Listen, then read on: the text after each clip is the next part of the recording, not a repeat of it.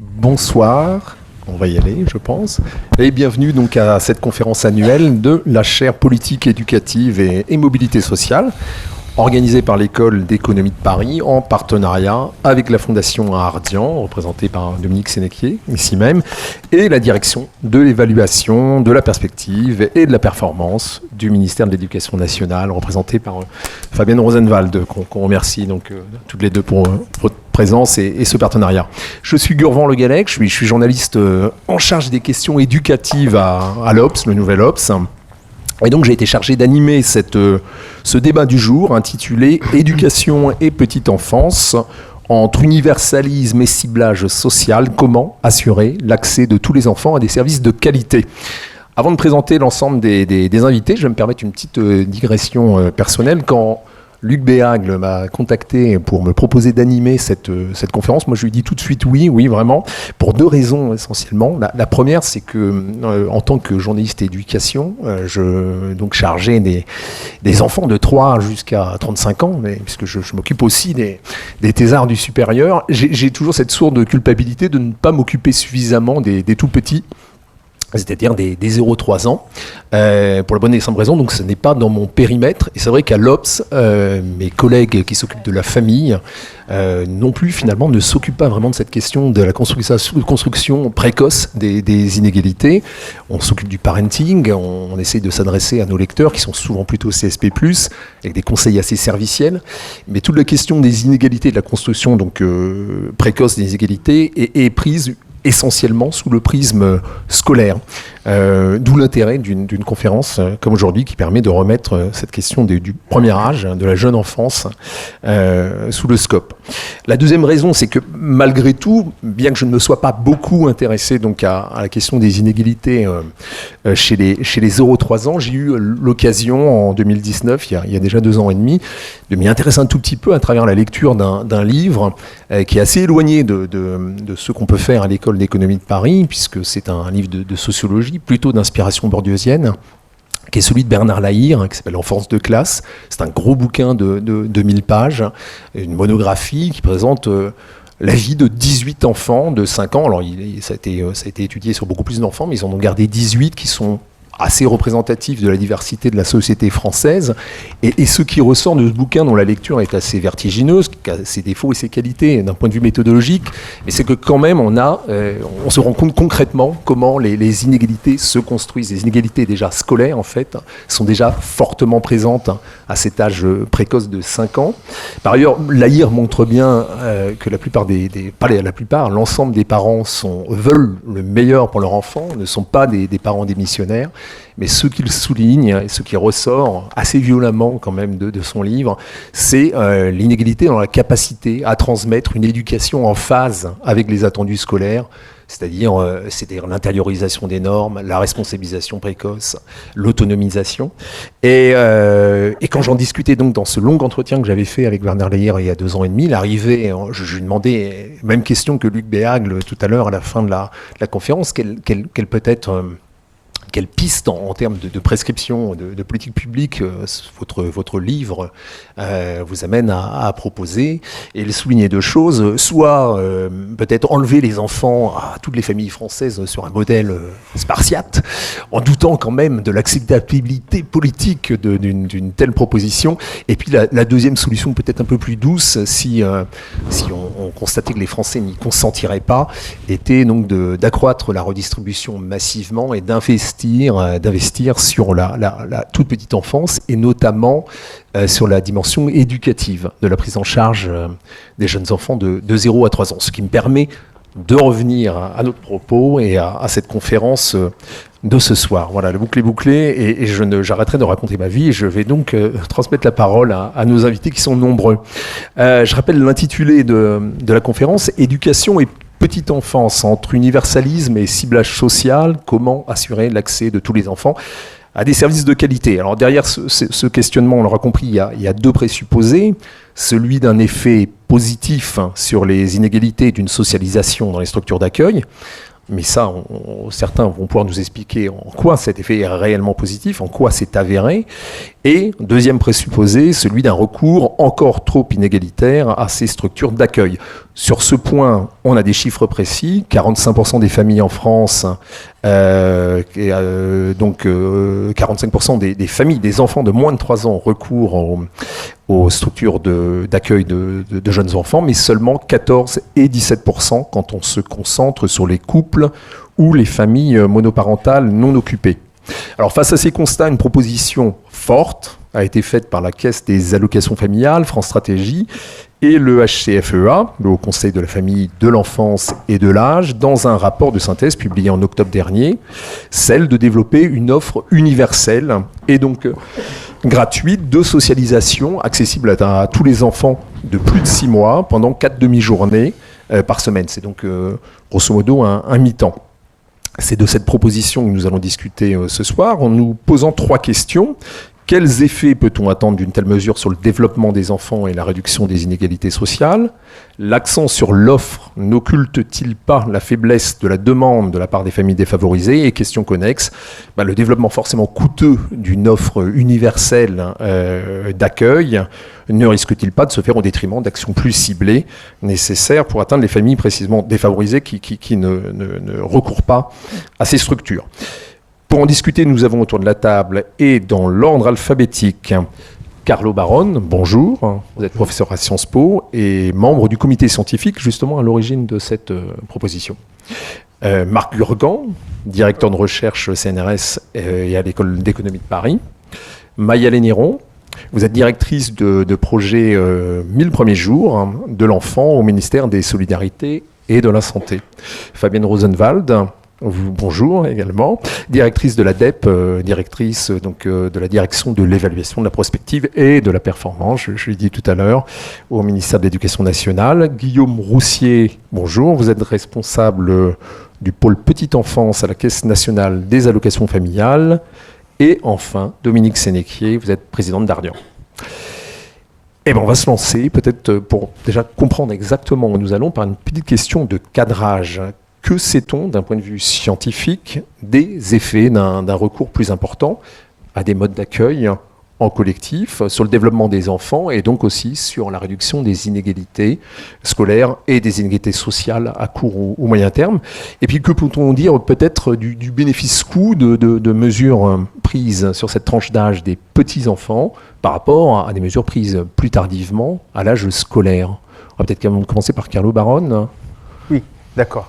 Donc, la littérature internationale signale que l'accueil dans des structures pour la petite enfance a des effets bénéfiques sur le développement des enfants, notamment sur le développement langagier cognitif. Les résultats sur les compétences socio-comportementales sont plus débattus. Il s'agit d'études qui mesurent typiquement des impacts à court ou moyen terme, mais on a aussi des études qui ont documenté des effets bénéfiques aussi à plus long terme. Un deuxième résultat qui me semble important par rapport à la discussion, c'est que ces effets bénéfiques sont plus importants pour les enfants issus des familles défavorisées, donc avec des conséquences importantes par rapport à la lutte contre les inégalités scolaires. Un troisième résultat que je voudrais mentionner, c'est que ces effets ne sont pas uniformes, ils sont très dépendants de la qualité des structures d'accueil. Mesuré par exemple par le niveau de formation des éducateurs ou par le ratio entre nombre d'éducateurs et nombre d'enfants. Donc les effets positifs existent, mais ils ne sont pas indifférenciés. Il faut savoir que cette littérature a été longtemps dominée, disons, par le cas américain. On sait beaucoup moins sur les pays européens. Donc, il me semble pertinent de mentionner une étude récente menée par l'INED sur le cas français, qui documente des effets bénéfiques, encore une fois, sur le développement langagier des enfants, sur le développement moteur des enfants, qui montre que ces effets de l'accueil en crèche sont plus importants pour les enfants issus de familles défavorisées. Et troisième résultat qui me semble significatif pour le cas français, où les services pour la petite enfance sont caractérisés par une offre importante d'assistantes maternelles. L'accueil en crèche a des effets positifs plus importants que les assistantes maternelles. Largement ou... Non, ce sont des différences d'intensité modérées, je dirais. Un dernier résultat que je voudrais évoquer, peut-être un effet lié à l'intensité de l'accueil, parce que c'est lié à la proposition issue du séminaire Premier Pas. Donc, une intensité plus élevée a des effets positifs plus importants sur le développement des enfants. D'accord, sachant qu'effectivement, la proposition, rappelez-le peut-être, c'est 4 demi-journées. Ah, exactement. On reviendra peut-être sur le pourquoi. Fabienne Rosenwald, peut-être sur l'effet sur le niveau scolaire des enfants à moyen terme. Donc ils rentrent à 3 ans à l'école maternelle, mais on a des évaluations qui permettent ensuite de savoir ce que ça peut donner en termes de maîtrise des acquis 3, 4 ans, 5 ans plus tard. Vous avez des éléments sur ça? Oui, alors la question de la petite enfance, c'est une question qui est primordiale pour l'école, hein, parce que les élèves, enfin le système éducatif français, ou d'ailleurs dans les autres pays aussi, hein, avec des ampleurs plus ou moins grandes, il se caractérise par des inégalités de compétences, alors cognitives et non cognitives. Hein, donc non cognitives, c'est tout ce qui est socio-émotionnel, confiance en soi. Selon l'origine sociale, selon le sexe et le territoire. Les 3 dimensions sont importantes aussi quand on parle de la petite enfance. Et le point qui est important, c'est que ces inégalités, elles existent déjà à l'entrée à l'école. Et ce qui est aussi très important, c'est que les compétences pour lesquelles les inégalités sont les plus fortes à l'entrée à l'école, ce sont toutes celles qui sont liées à la compréhension. Compréhension de mots, donc c'est le vocabulaire que détient un enfant, compréhension de texte, compréhension de phrases. Et ce sont les inégalités, les compétences sur lesquelles on arrive le moins à agir ensuite à l'école. On arrive le moins à réduire les inégalités parce qu'elles sont déjà très ancrées. Hein. D'où l'importance de regarder ce qui se passe dans la petite enfance. Alors là-dessus, c'est pour ça que depuis des années, la France a investi sur l'école maternelle, d'une part. Hein. Je vous rappelle que l'instruction n'est obligatoire que depuis très peu, hein, en France à 3 ans. Avant, l'école maternelle n'était pas obligatoire. Et d'ailleurs, si on regarde les comparaisons internationales, on est un des pays qui exige le plus de qualifications à l'école maternelle, puisque c'est un niveau master. Les enseignants ont le même profil qu'à l'école élémentaire. Hein. Il y a le Portugal et l'Italie qui investissent aussi beaucoup sur le préélémentaire. Mais si on va encore plus en amont, ce que nous disent en effet nos enquêtes auprès des familles des élèves, c'est ce que vous disiez, c'est-à-dire un accès très différent au mode d'accueil selon l'origine sociale, hein, du simple au double, hein, entre les enfants de cadre et les enfants d'ouvriers, par exemple, non qualifiés. On est vraiment à, par exemple, 38% d'accès de garde avec des assistantes maternelles agréées contre 18% sur des enfants d'ouvriers, et puis c'est 20-10 quand on parle de crèche. Et surtout, ce qu'on voit, alors là, c'est des simples corrélations, c'est-à-dire que les enfants qui ont bénéficié de modes d'accueil formels, que ce soit assistante maternelle agréée ou crèche, ont de meilleures compétences à l'entrée à l'école que la moyenne. Et à contrario, ceux qui ont été gardés par leurs parents ont des compétences aussi plus faibles. Et puis, on retrouve ce que tu as dit, hein, c'est-à-dire que cet effet, il est vrai quelle que soit l'origine sociale, mais il est plus marqué pour les élèves pour les enfants qui sont issus de familles défavorisées. Donc en fait, ce qu'on voit, c'est que ce mode d'accueil collectif, il bénéficierait au développement de l'enfant et il permettrait aussi de réduire les inégalités. Mais c'est des corrélations, hein. C'est vrai que ce qui est très important dans tout ce dont on discute, c'est qu'il faut être sûr que c'est bien un effet mode d'accueil et pas famille. Comme toutes les familles ne font pas appel au mode d'accueil, il faut être sûr que les familles qui décident de faire appel à des assistantes maternelles ou à la crèche n'ont pas par ailleurs des caractéristiques qui font qui en soi aident au développement de l'enfant. C'est des familles, on l'a vu tout à l'heure, hein, qui par exemple racontent plus d'histoires à leurs enfants, voilà, ont certaines pratiques. Donc ça, c'est d'où l'intérêt de la recherche, hein, qui contrôle ces effets. Et puis surtout, l'autre point, c'est de comprendre comment ça fonctionne, quoi, comment ça se fait que ces modes d'accueil ont un effet positif sur le développement de l'enfant. Voilà. Et juste pour comprendre, au niveau de l'ADEPE, qu'est-ce que vous avez comme évaluation qui permettent de regarder s'il y a des corrélations, alors évidemment qui restent à contrôler ensuite. Alors Carlo Baronnet le connaît bien, c'est nos panels d'élèves, hein, c'est-à-dire qu'on suit des échantillons d'élèves et on pose pendant des années et on pose des questions aux familles Donc on pose des questions sur les modes de garde avant l'entrée à l'école, mais aussi sur ce que font les familles, ce que faisaient les familles avant l'entrée à l'école. J'ai parlé de raconter des histoires, etc. Et Carlo Barone nous a justement aidé sur un nouveau panel qu'on lance qui commence en petite section, donc ils ont 3 ans, pour établir ce questionnaire auprès des familles et regarder, et là on va les suivre un moment, les effets à court terme, moyen terme et long terme. Voilà. C'est ce genre de questionnement bien complet. Et on interrogera aussi les enseignants, aussi, c'est important, sur les pratiques, sur ce qu'ils voient sur les enfants. Marc Gurgan, peut-être, vous qui travaillez justement sur ces questions. Je crois que Carlo et Fabienne ont déjà dit beaucoup de choses. Je vais peut-être compléter un aspect de ce que vous avez dit. Parce que, au fond, le sujet ici, c'est plutôt le dispositif universel. Il y a une littérature bien connue sur Péri-Preschool, abécédarienne, toujours les mêmes dont on parle tout le temps, qui sont des programmes à très petite échelle et extrêmement ciblés. Donc on peut pas tellement se reposer là-dessus pour penser le sujet dont on parle là. Or, quand on regarde la littérature sur des choses plus universelles ou en tout cas à échelle très large, on trouve quand même des résultats assez variables selon les papiers, selon les études. Les choses sont très nuancées. Et ce qu'a dit Carlo est très important. C'est au fond, il y a énormément d'hétérogénéité là-dedans, et c'est important de comprendre cette hétérogénéité.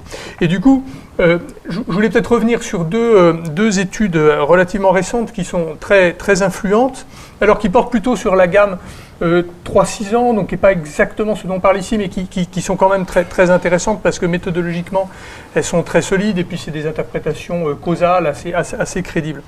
Alors il y en a une première qui porte sur, qui exploite une réforme en Allemagne dans les années 90, et ce qu'elle trouve, c'est qu'il y a une très forte hétérogénéité des effets d'aller donc dans ce preschool, ce programme preschool. Très grande hétérogénéité des effets, avec des effets beaucoup plus forts sur les catégories de population qui ont tendance à moins fréquenter ces programmes, qui se trouvent être plutôt les catégories les plus défavorisées, les moins éduquées, les plus pauvres, etc. Et puis il y a un papier également célèbre sur le Head Start, qui est un programme américain, alors qui est relativement ciblé, mais qui est un programme de très grande ampleur, et où au fond, l'histoire est un peu la même. C'est-à-dire que les rendements sont les plus forts sur ceux qui accèdent le moins à ces programmes. Alors, il y a deux choses. La première chose, c'est que ça pointe l'importance quand même de ce sujet du recours. Et que si on n'est pas... Si on offre des programmes, mais qu'on ne sait pas comment amener ceux qui aujourd'hui n'en bénéficient pas suffisamment, si on ne sait pas comment augmenter leur recours, alors on s'attend à ce que les effets soient probablement extrêmement faibles. Donc on ne peut pas dissocier la question d'avoir des programmes de quelles sont nos idées pour faire en sorte que ces familles qui n'y ont pas recours, y aient davantage recours. Et puis sur un plan un tout petit peu plus analytique, ce qui est intéressant aussi pour penser cette hétérogénéité, c'est bien avoir en tête que dans une évaluation de programme, il y a toujours deux termes. Il y a le développement de l'enfant qui bénéficie du programme, et puis il y a le développement de l'enfant contrefactuel, quand il n'est pas dans le programme qu'on évalue. Évidemment que ce sont ces deux termes, c'est la distance entre ces deux termes, l'effet. Donc c'est cette distance qui est hétérogène d'une population à l'autre. C'est extrêmement intéressant d'essayer de comprendre d'où vient l'hétérogénéité de la donnée contrefactuelle ou du développement des enfants qui sont, mettons, en crèche. Alors là, dans les deux papiers que j'ai évoqués, il se passe des choses un peu différentes. C'est-à-dire dans le papier sur l'Allemagne, le contrefactuel, c'est toujours la garde familiale. L'enfant est à la maison ou avec les grands-parents. Simplement, la qualité du développement de l'enfant lorsqu'il est à la maison est très différente selon qu'il est dans un milieu favorisé ou défavorisé. Dans le modèle Head Start, c'est une autre histoire. Il y a deux types de contrefactuels. Il y a des enfants qui sont gardés dans d'autres systèmes de preschool, qui ne sont pas le Head Start. Et il y a des enfants qui sont gardés à la maison. En général, les enfants de familles plus défavorisées sont gardés à la maison, les enfants de familles plus favorisées sont gardés dans d'autres programmes de Head Start. Et en revanche, le bénéfice, enfin pas le bénéfice, le développement qu'on observe quand on est dans le programme lui-même, est lui extrêmement homogène, dans les deux cas. qu'il s'agisse des familles plus favorisées ou moins favorisées. Donc c'est bien le contrefactuel, en fait, qui est à l'origine de la différence entre les différentes familles.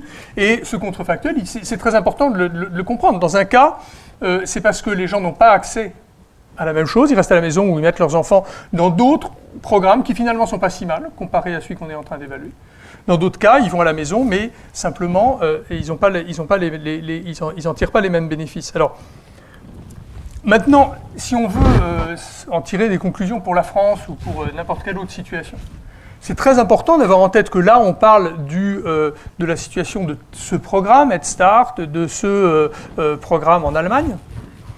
Mais chaque cas est particulier.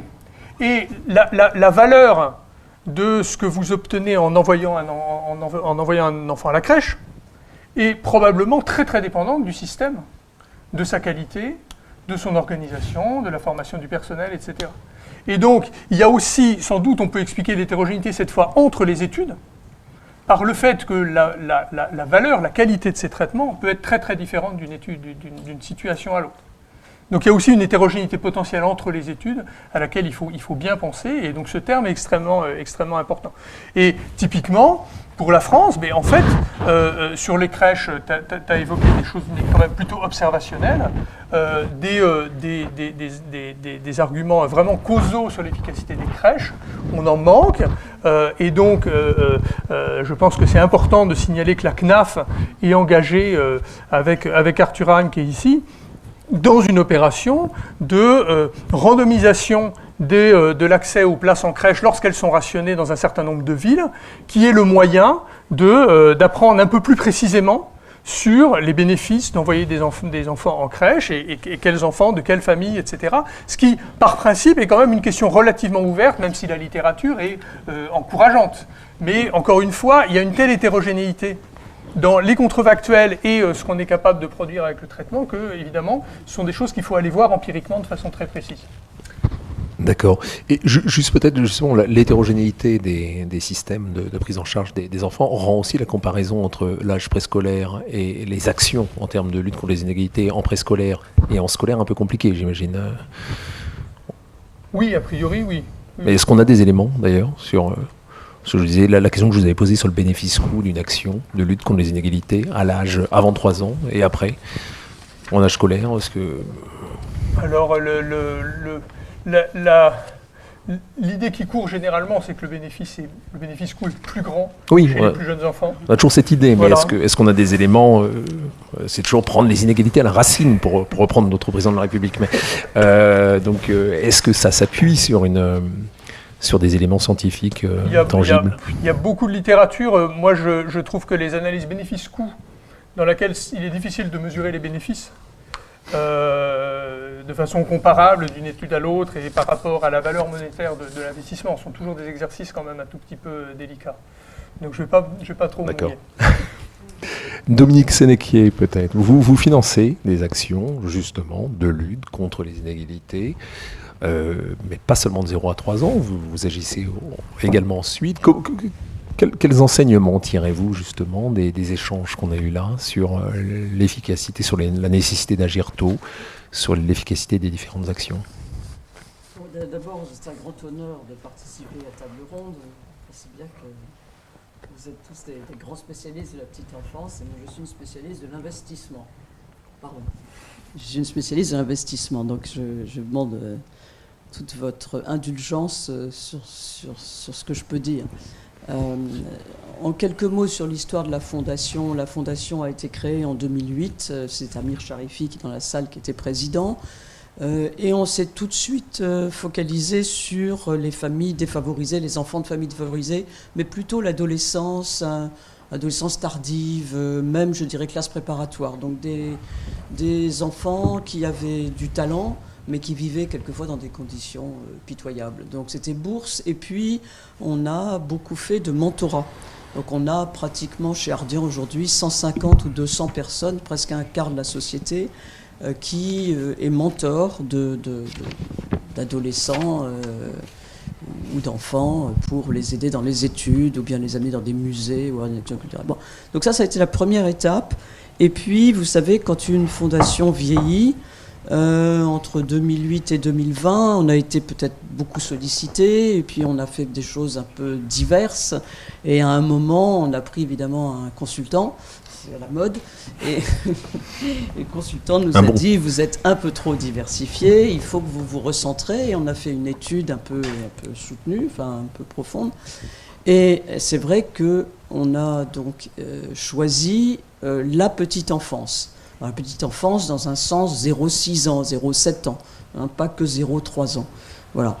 Et évidemment, on ne peut pas laisser tomber tout ce qu'on a fait d'abord. Donc ce qu'on veut, c'est progressivement avoir à peu près 70-80% de notre budget qui soit sur la petite enfance. Alors, grâce à cette focalisation, il faut dire que ça a été une révélation pour nous tous, chez Ardian.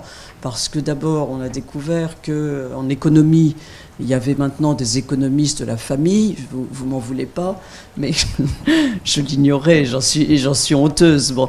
Mais, et c'est extraordinaire, parce que quand, si vous voulez, une société comme la nôtre, qui a des gens qui font de l'investissement, qui sont focalisés sur les entrepreneurs, tout d'un coup, de se dire que notre fondation peut se focaliser au contraire sur la petite enfance, c'est quelque chose d'extraordinaire qui a mis un très grand enthousiasme, je dirais, dans la fondation, et qui nous a tous engagés à lire. Effectivement, on a lu les recherches de PSE et de la chaire et tout ça. Alors, ce qu'on peut dire, c'est que ce que je sais, c'est que c'est un secteur qui est difficile, où effectivement il y a des expérimentations, mais quelquefois le résultat n'est pas forcément à la hauteur de ce qu'on voudrait.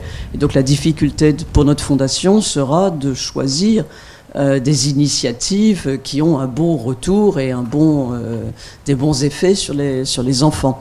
Alors, il y a une ou deux choses que on nous a déjà dites ou qu'on a constatées, c'est qu'effectivement, il y a les crèches, où il y a les structures d'accueil, mais encore faut-il que les familles défavorisées acceptent. Un des grands sujets, c'est finalement, et on l'a vu à travers une autre association qui s'appelle Ma Chance Moi Aussi, qui prend des enfants après l'école pour leur faire des cours complémentaires. Et en fait, ça a été fait à l'initiative d'un entrepreneur de Chambéry. Et c'est assez remarquable, il a fait une école là récemment à Drancy, et en fait il nous expliquait que les familles, quelquefois, malgré la réglementation, ne mettent même pas leurs enfants à l'école. Et que les enfants, s'ils viennent après à l'école de Ma Chance Moi Aussi, c'est parce que le type d'enseignement leur plaît beaucoup, qui est fait sous forme de jeu, sous forme de beaucoup de choses. Et donc, ils vont quelquefois pas à l'école normale, mais ils vont à l'école de Ma Chance Moi Aussi. Donc en fait, que ce soit pour les crèches ou que ce soit pour les maisons des 1000 jours, en fait, le sujet de l'incitation de ces familles défavorisées à mettre leurs enfants dans une structure d'accueil est très très important. Et comme ce sont des familles très défavorisées, on peut se demander jusqu'où on peut aller, même comme incitation, excusez-moi, je vais vous choquer tous certainement, même financière. Je l'ai dit l'autre jour à ma fondation et tout le monde m'a dit « Oh mais quelle horreur !» pour simplement, justement, que les enfants aient cette chance d'aller dans ces structures d'accueil. Voilà. Donc en fait, on est très engagés et donc on veut effectivement accompagner toutes ces initiatives françaises, et on le fait aussi dans les autres pays où on est implanté, aux États-Unis, où on est sponsor d'une association qui s'appelle DREAM, qui est associée avec Sport dans la ville, en France d'ailleurs, et qui est très présente dans Harlem. Et on va le faire en Allemagne et partout. Voilà, donc en quelques mots, on est très motivés, mais on n'est pas très compétents encore. Merci beaucoup. On l'a donc compris, il y a manifestement un intérêt collectif à développer des structures d'accueil pour la jeune enfance dans ce pays. Comment y arriver, comment inciter surtout les parents qui peuvent être réticents à ne pas conserver leur enfant avec eux à le faire, c'est toute la question. Vous avez développé, donc Carlo Baron et puis avec votre comité scientifique, cette proposition d'un accueil universel, donc gratuit, je répète, à hauteur de 4 demi-journées. On va en parler désormais aussi avec M.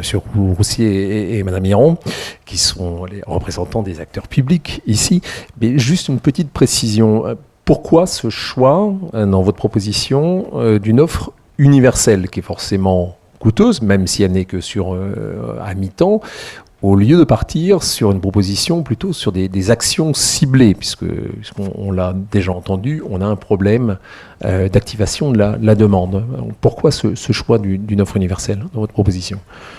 Oui, effectivement, la proposition issue du séminaire Premier Pas préconise une approche universelle. L'argument principal est que un fort ciblage social pourrait être un risque du point de vue du soutien que les classes moyennes pourraient apporter à ce genre de politique. Et donc la tentation d'opter pour le système privé, pour des formes d'accueil privé, qui réduirait à plus long terme le soutien, le consensus autour de ces politiques, voire le financement, les possibilités de financer de manière généreuse ces politiques. Ce genre d'argument repose principalement sur des comparaisons entre pays scandinaves et le cas américain ou des pays anglo-saxons.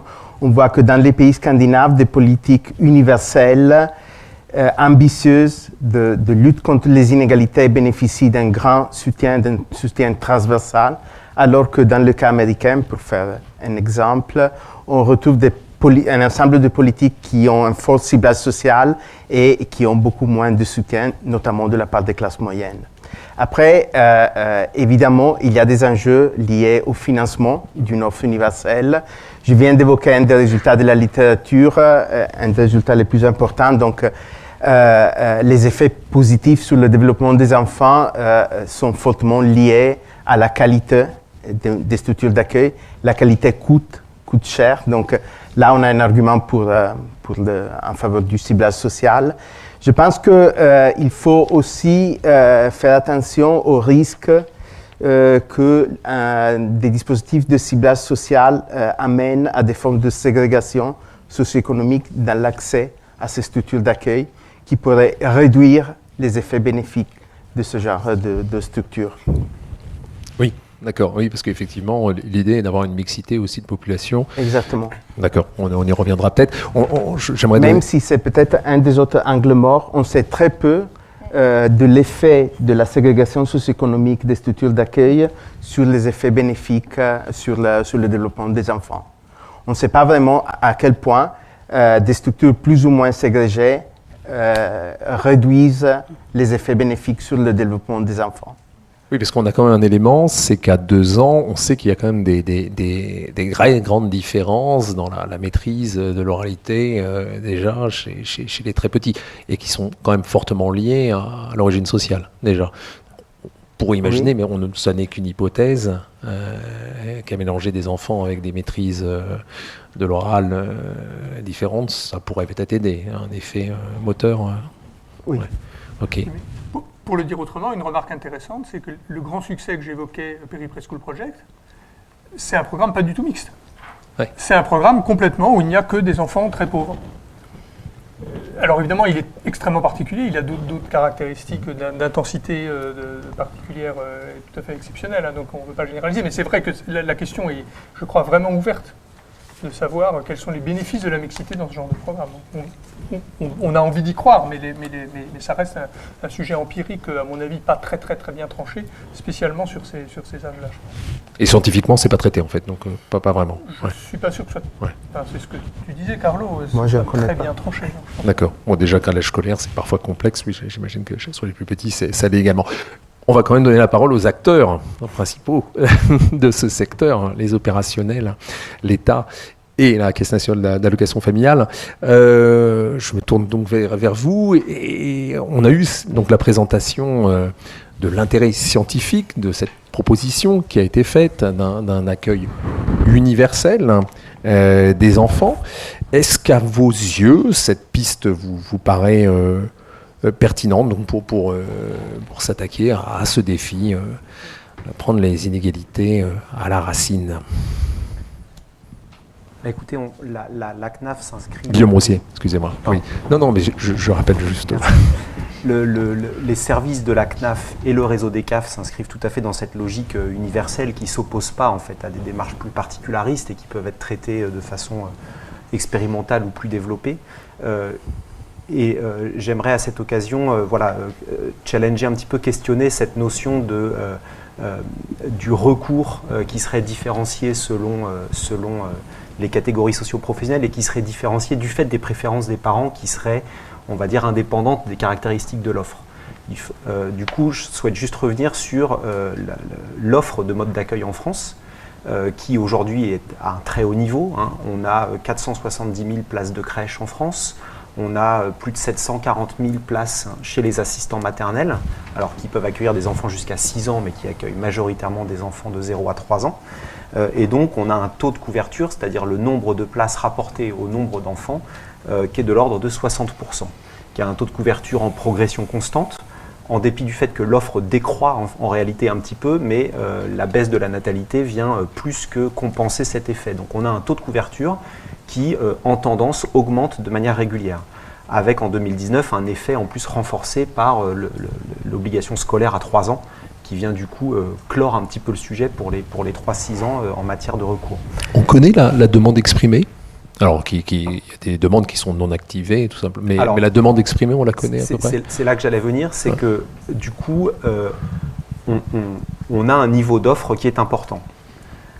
On a d'autres études, notamment de l'adresse, qui montrent que pour 60% des enfants, le temps de garde principal dans la semaine sur des heures classiquement 8h, 19h, alors j'ai plus les bornes exactes qui sont prises dans l'étude, mais en semaine de 8h à 19h, disons, eh bien pour la majorité des enfants en France, en réalité, le mode d'accueil principal, c'est la famille, c'est les parents. Donc on a là un décalage. Parce que, et donc c'est là que je veux venir, c'est qu'on a à travailler sur un panel assez important d'actions pour activer cette offre qui souffre d'un certain nombre de biais. Le premier, c'est un biais territorial. La distribution territoriale de cette offre est très inégalitaire, enfin inégale.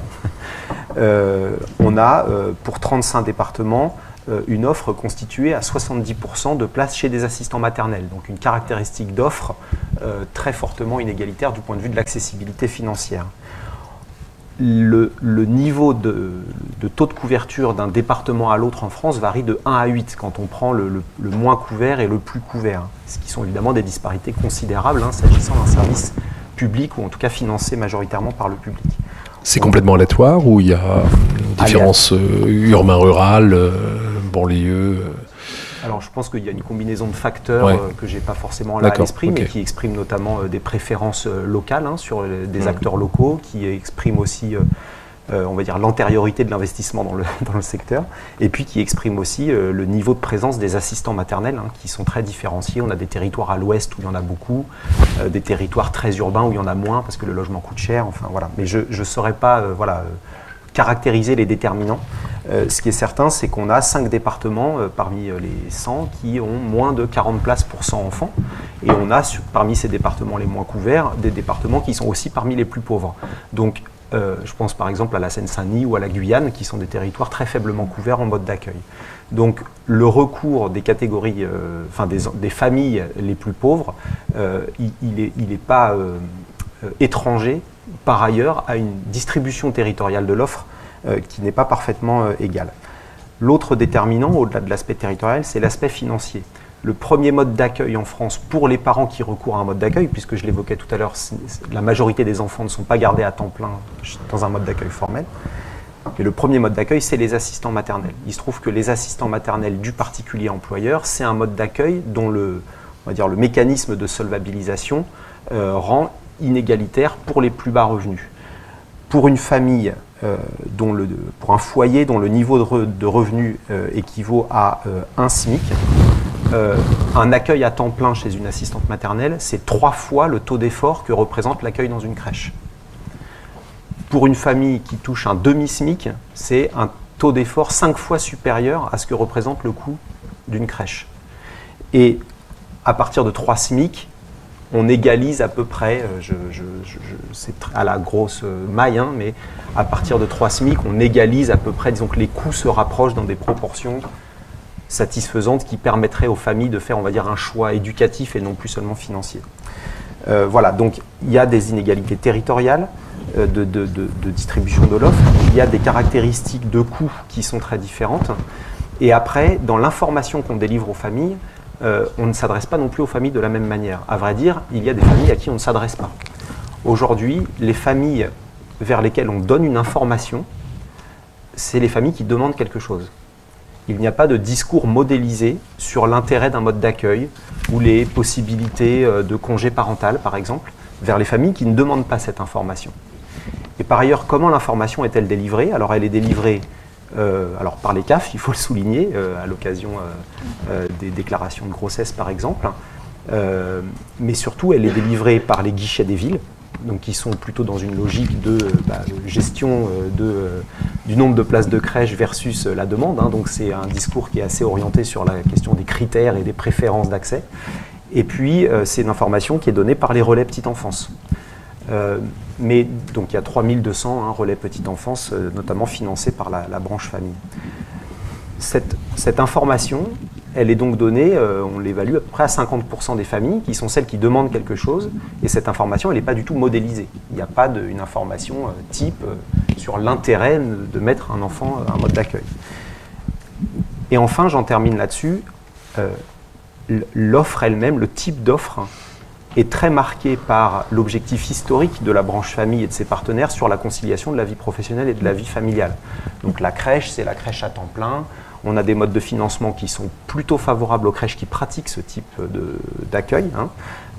Et donc, ce que la population perçoit, c'est qu'il y a une offre qui est quand même principalement de la crèche dite classique. Et donc, quoi qu'on en dise dans le quartier ou à la télé, en fait, les gens se disent, bon, la crèche, c'est pas... Voilà. Donc, il faut qu'on intervienne aussi sur la structure de l'offre et sur des offres que nous, on va qualifier d'interstitielles, et qui vont être entre le service parentalité, la crèche à temps très partiel. Voilà. Donc on identifie qu'on a à agir pour mettre en œuvre quelque chose qui serait dans l'esprit d'une politique d'accès universel, telle que Premier Pas l'a introduite et qui est très inspirant. On n'a pas à agir seulement sur, par exemple, la question de la gratuité. Aujourd'hui, la gratuité, ce n'est pas une notion qui fait consensus au sein de la branche famille, au sein du conseil d'administration de la branche famille, ni au sein des partenaires. En revanche, agir sur l'harmonisation des restes à charge pour les familles, quels que soient les modes d'accueil, agir sur le niveau d'offre, quel que soit le territoire, agir sur comment on parle de l'offre de manière modélisée auprès des familles et donner accès à une offre qui n'est pas que la crèche, à temps plein, ça vous donne un petit peu tout le panel d'actions, disons, qui nous semble devoir être mis en œuvre pour mettre en place une offre dite universelle d'accès. Voilà. Donc si je comprends bien, offre universelle d'accès, pourquoi pas, mais généralisation du modèle de la crèche collective, attention, c'est ce que vous nous dites à vrai dire, entre les lignes. Les enseignements du cycle de séminaire Premier Pas concluent en l'occurrence au fait que ce modèle-là n'est pas l'idéal à atteindre pour l'ensemble des familles. Voilà, quand on préconise 4 demi-journées d'accueil, y compris dans des services qui peuvent s'apparenter à des lieux d'accueil enfants-parents, par exemple, on est bien sur une proposition de création d'offres qui ne soient pas uniquement de la crèche telle qu'on l'entend aujourd'hui. Alors, on a un objectif, nous, de création de places de crèche, je vous le confirme, mais disons que pour créer une offre universelle et généraliste, on identifie qu'il est important de créer des alternatives. Oui, Carlo Baronet, vous aviez identifié aussi cette nécessité de proposer une offre universelle, mais variée dans les modalités de l'offre.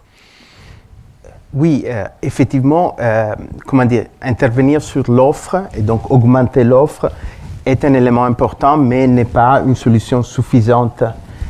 Deux éléments de contexte qui me semblent importants. Dans le contexte européen, la France se caractérise par un taux de couverture plutôt élevé et en même temps par des inégalités d'accès très élevées. Et si on regarde avec des données UCILC sur les 2 dernières décennies du taux de couverture, on voit que le taux de couverture a augmenté de manière importante, mais sans réduire les inégalités d'accès. Donc, ces 2 éléments nous montrent déjà clairement qu'il n'y a pas de lien automatique, effectivement, entre offre, disponibilité de place, taux de couverture globale et réduction des inégalités. Et ça nous amène effectivement à questionner déjà la question des critères d'accès. Donc, effectivement, ça a été dit, le critère de la biactivité a été historiquement très important parce que l'objectif principal était plutôt du côté de la conciliation entre vie familiale et vie professionnelle. Donc l'idée que les structures d'accueil pour la petite enfance soient aussi des leviers pour le développement des enfants, pour la lutte aux inégalités sociales, est assez récente en France. Donc c'est un premier élément. Un deuxième élément, c'est effectivement la question du décalage entre la demande et l'offre.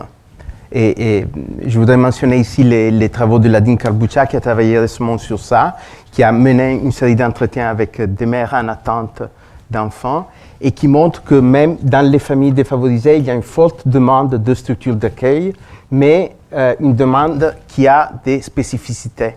Par exemple, qui se caractérise par une préférence plus forte pour un accueil tardif à partir de la 2e année de vie de l'enfant ou à temps partiel.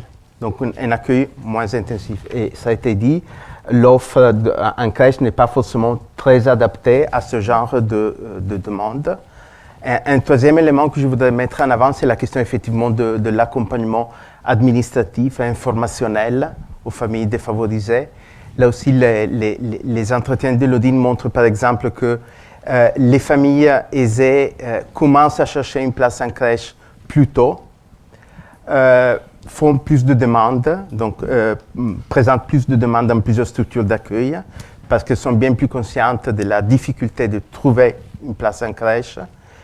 Un autre élément informationnel très important est la connaissance des coûts réels de ces structures, là aussi socialement biaisées, et des critères d'accès.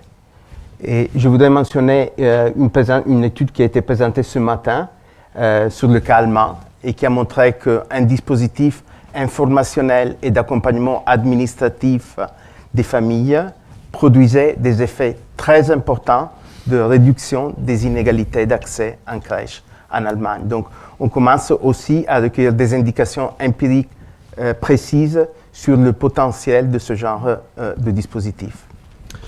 Merci. Ça me fait une transition toute trouvée pour Mayala Néron. Vous êtes responsable pour l'État de cette mission 1000 premiers jours. On le voit, il y a vraiment plusieurs défis à informer ceux qui ne le sont pas. Je trouve ça très marquant ce qu'a dit Guillaume Roussier. On a des gens qui finalement ne sont pas au courant même de l'intérêt qu'on peut avoir à socialiser ces enfants avec d'autres dans des structures. Convaincre quand ils ne sont pas convaincus, parce que je vais encore revenir à mon Bernard Leyer, mais ça sortait du bouquin. Vous avez plein, ce qui ressortait, que ces parents étaient attachés à la réussite de leurs enfants, mais considéraient que la petite enfance, ça restait quand même leur précaré, où ils étaient ni contestés ni contestables, contrairement à tout l'âge scolaire, où là, l'école sanctuaire s'occupe de coéduquer, voire d'éduquer leurs enfants. Et puis ensuite, adapter une offre. Oui, voilà, vous l'avez tous dit. Dominique Sénéquier, Carlo Baronet, Guillaume Roussier, la nécessité de s'adapter aux besoins de cette population qui ne va pas forcément vers. Donc trois énormes défis pour l'État. Comment on gère ça? C'est effectivement 3 énormes défis. Alors l'approche des 1000 premiers jours, c'est peut-être revenir un petit peu là-dessus, qui a été lancée il y a un peu plus de 2 ans. C'est une approche globale autour du développement de l'enfant. Et c'était quelque chose d'assez nouveau. Quand vous disiez les parents ne sont pas forcément convaincus, mais en tout cas l'idée c'était de partir de connaissances scientifiques et de scientifiques assez pointus, notamment sur la question des neurosciences, etc., pour montrer qu'est-ce qui se passait pendant cette période. Et c'était aussi l'idée d'en faire un enjeu sociétal. Qu'est-ce qui se passe entre ce qu'on appelle, là sur les 1000 premiers jours, c'est du 4e mois de grossesse, on va dire à la veille de l'entrée à l'école maternelle, parce qu'on adapte le concept de l'OMS à cette nouvelle structuration institutionnelle qui rend l'école obligatoire à partir de 3 ans. Donc ça c'était très important en termes d'enjeux scientifiques. Et par exemple, le séminaire Premier Pas a complètement, et en fait c'est une convergence de cette approche en France depuis ces 2 dernières années, qui met en évidence cette question du développement, cette question, tout ce qui se passe autour des 1000 premiers jours. Et du coup, cette approche aussi globale autour de ce qu'il est nécessaire de faire, aussi bien sur la santé de l'enfant, son développement donc cognitif, affectif, physique, émotionnel, partant du principe que c'est vraiment dans cette période que se forment ses premières expériences. Donc vous voyez, ce n'est pas une approche, on va dire, servicielle, mais plus une approche scientifique autour du développement de l'enfant. Et à partir de là, cette question des 1000 premiers jours, cette approche globale, on voit très bien que si on est autour du développement global de l'enfant, très vite on tombe sur la question des inégalités. Et cette question de la lutte contre les inégalités est au cœur de cette question des 1000 premiers jours de l'enfant, avec un levier particulier en effet autour de l'accueil du jeune enfant. Beaucoup de rapports ont déjà été écrits d'ailleurs sur cette question-là depuis un certain nombre d'années. Je dirais que le rapport Cyrulnik, donc sur les 1000 premiers jours de l'enfant, est une pierre importante à l'édifice qui a donné lieu par exemple à l'allongement du congé paternité en septembre 2019. Donc la question de cette piste de création d'un service public de l'accueil de la petite enfance, moi je serais même plus large, je dirais, de la petite enfance en général, hein, qui pourrait articuler justement un ensemble de services, au-delà même de l'accueil, un ensemble de services autour de la santé, de la parentalité, enfin, qui permettrait, entre ces différents services, d'alimenter et d'accompagner l'ensemble des parents et des familles, quelle que soit leur situation, sur, par exemple, l'accueil du jeune enfant, et je reviendrai dessus sur sa question de non-recours. La question de l'universalité que vous évoquez, elle est complètement un fil conducteur dans le cadre des 1000 premiers jours. C'est une démarche qui se veut universelle, mais qui se veut universelle avec une approche proportionnée. Proportionnée en fonction des besoins des familles, et ciblés en fonction de leur situation. Et il me semble que, et dans le cas des différents dispositifs qui ont été développés dans les 1000 premiers jours, ce n'est pas contradictoire. Et je pense qu'il ne faut pas le voir de manière contradictoire. Moi, je suis assez sensible au fait qu'une approche trop ciblée stigmatise, voire discrimine les personnes et leur accès aux services. Je reviendrai dessus sur les différents dispositifs d'ailleurs qui ont pu être développés. En fait, c'est plus des expérimentations qui ont eu lieu sur les territoires et qui ont montré l'intérêt aussi de se pencher plus particulièrement sur certaines populations, mais dans une approche aussi universelle. Il me semble qu'aussi l'approche universelle doit mettre l'accent sur la qualité de l'accueil, vous l'avez évoqué rapidement, et ces derniers temps, on a pu constater un certain nombre de progrès qui se sont illustrés là, dernièrement par le fait que la charte d'accueil du jeune enfant est devenue opposable d'un point de vue réglementaire. Ça veut dire que ces normes-là doivent assurer à chaque enfant de bénéficier d'une qualité d'accueil similaire. Et quand c'est aussi ces études anciennes hein, que vous évoquiez, notamment aux États-Unis, montrent l'importance de la qualité de l'accueil. Je pense qu'en France, on a beaucoup avancé sur ce sujet-là. Il y a une réflexion importante qui a été faite, une charte qui a été rendue opposable. Et maintenant, bon, le sujet aussi reste à développer. Mais c'est quand même un pas important qui a été franchi par rapport à cet universalisme de la qualité.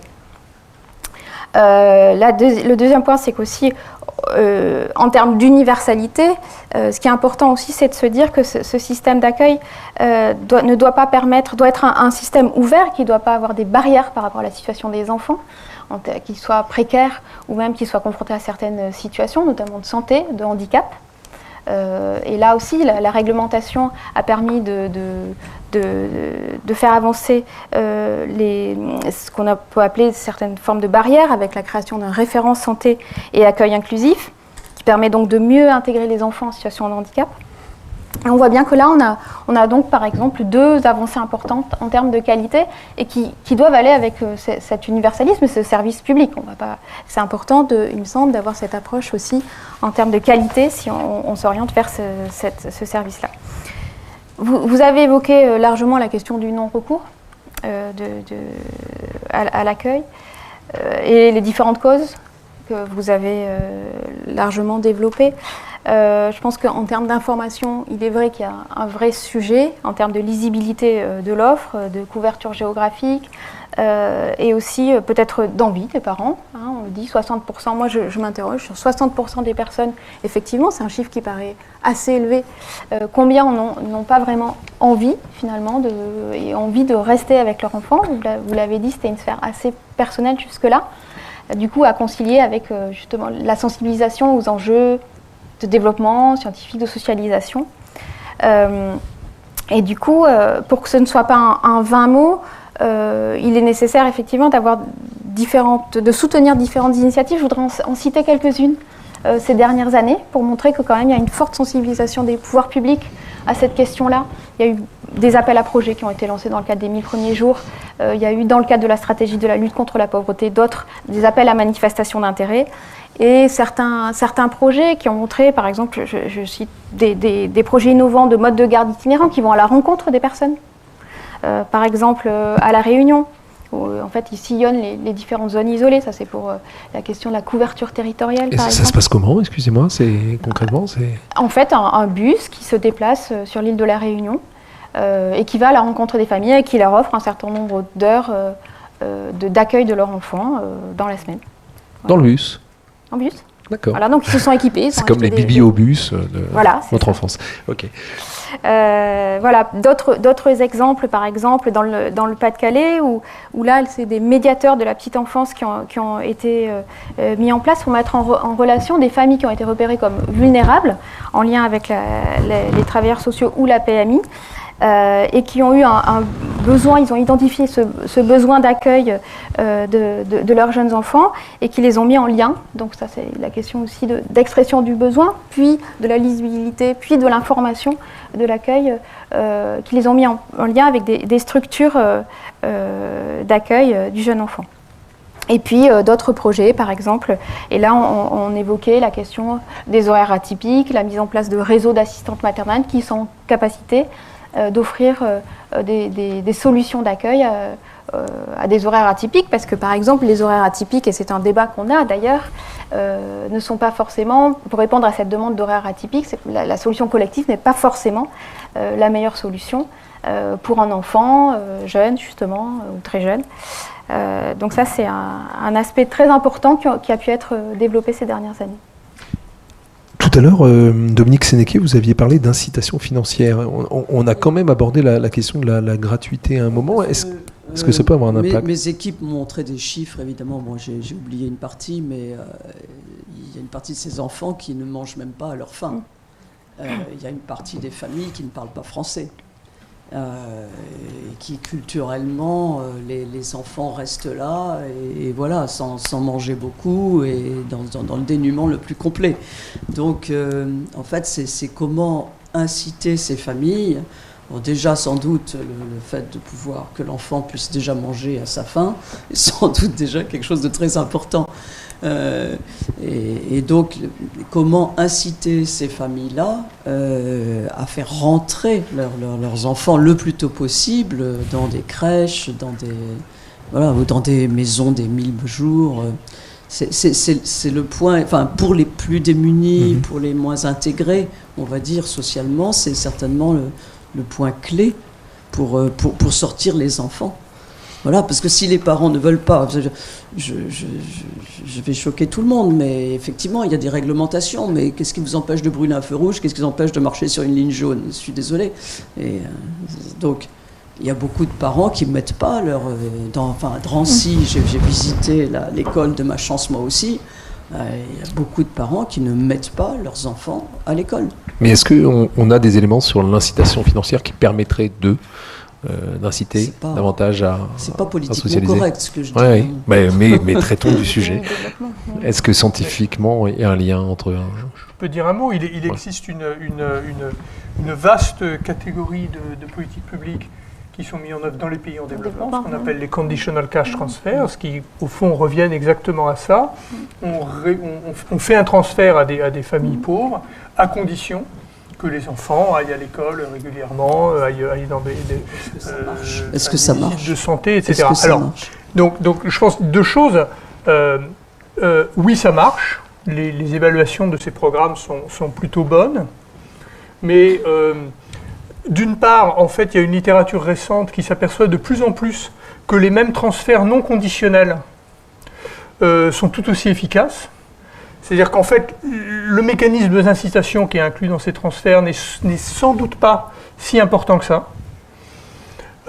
Et donc si vous transposez ça ici, la grande différence aussi, c'est que ce sont des instruments qui permettent de faire de la redistribution dans des pays où c'est compliqué, coûteux, il n'y a pas toujours beaucoup de ressources et on a envie de faire de la redistribution en ayant ce levier, si possible, de l'incitation.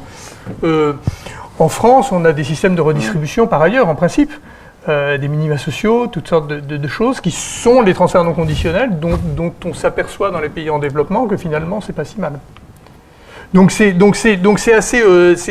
a une littérature qui dit oui, ça marche assez bien, mais qu'il faut quand même nuancer en partie. Ou d'autres incitations. Mais le principal, c'est que l'enfant sorte effectivement de la famille pendant quelques heures par jour ou par semaine. Je voulais qu'on aborde, parce que vous l'avez abordé, la question de la qualité éducative de l'offre d'accueil. On n'en a pas vraiment... Je ne crois pas que c'était tant abordé que ça, mais c'est vrai que la France se singularise aussi par cette césure à 3 ans entre ce qui relève de l'action sociale et ce qui relève de l'éducation nationale ensuite. Ça n'est pas partout comme ça.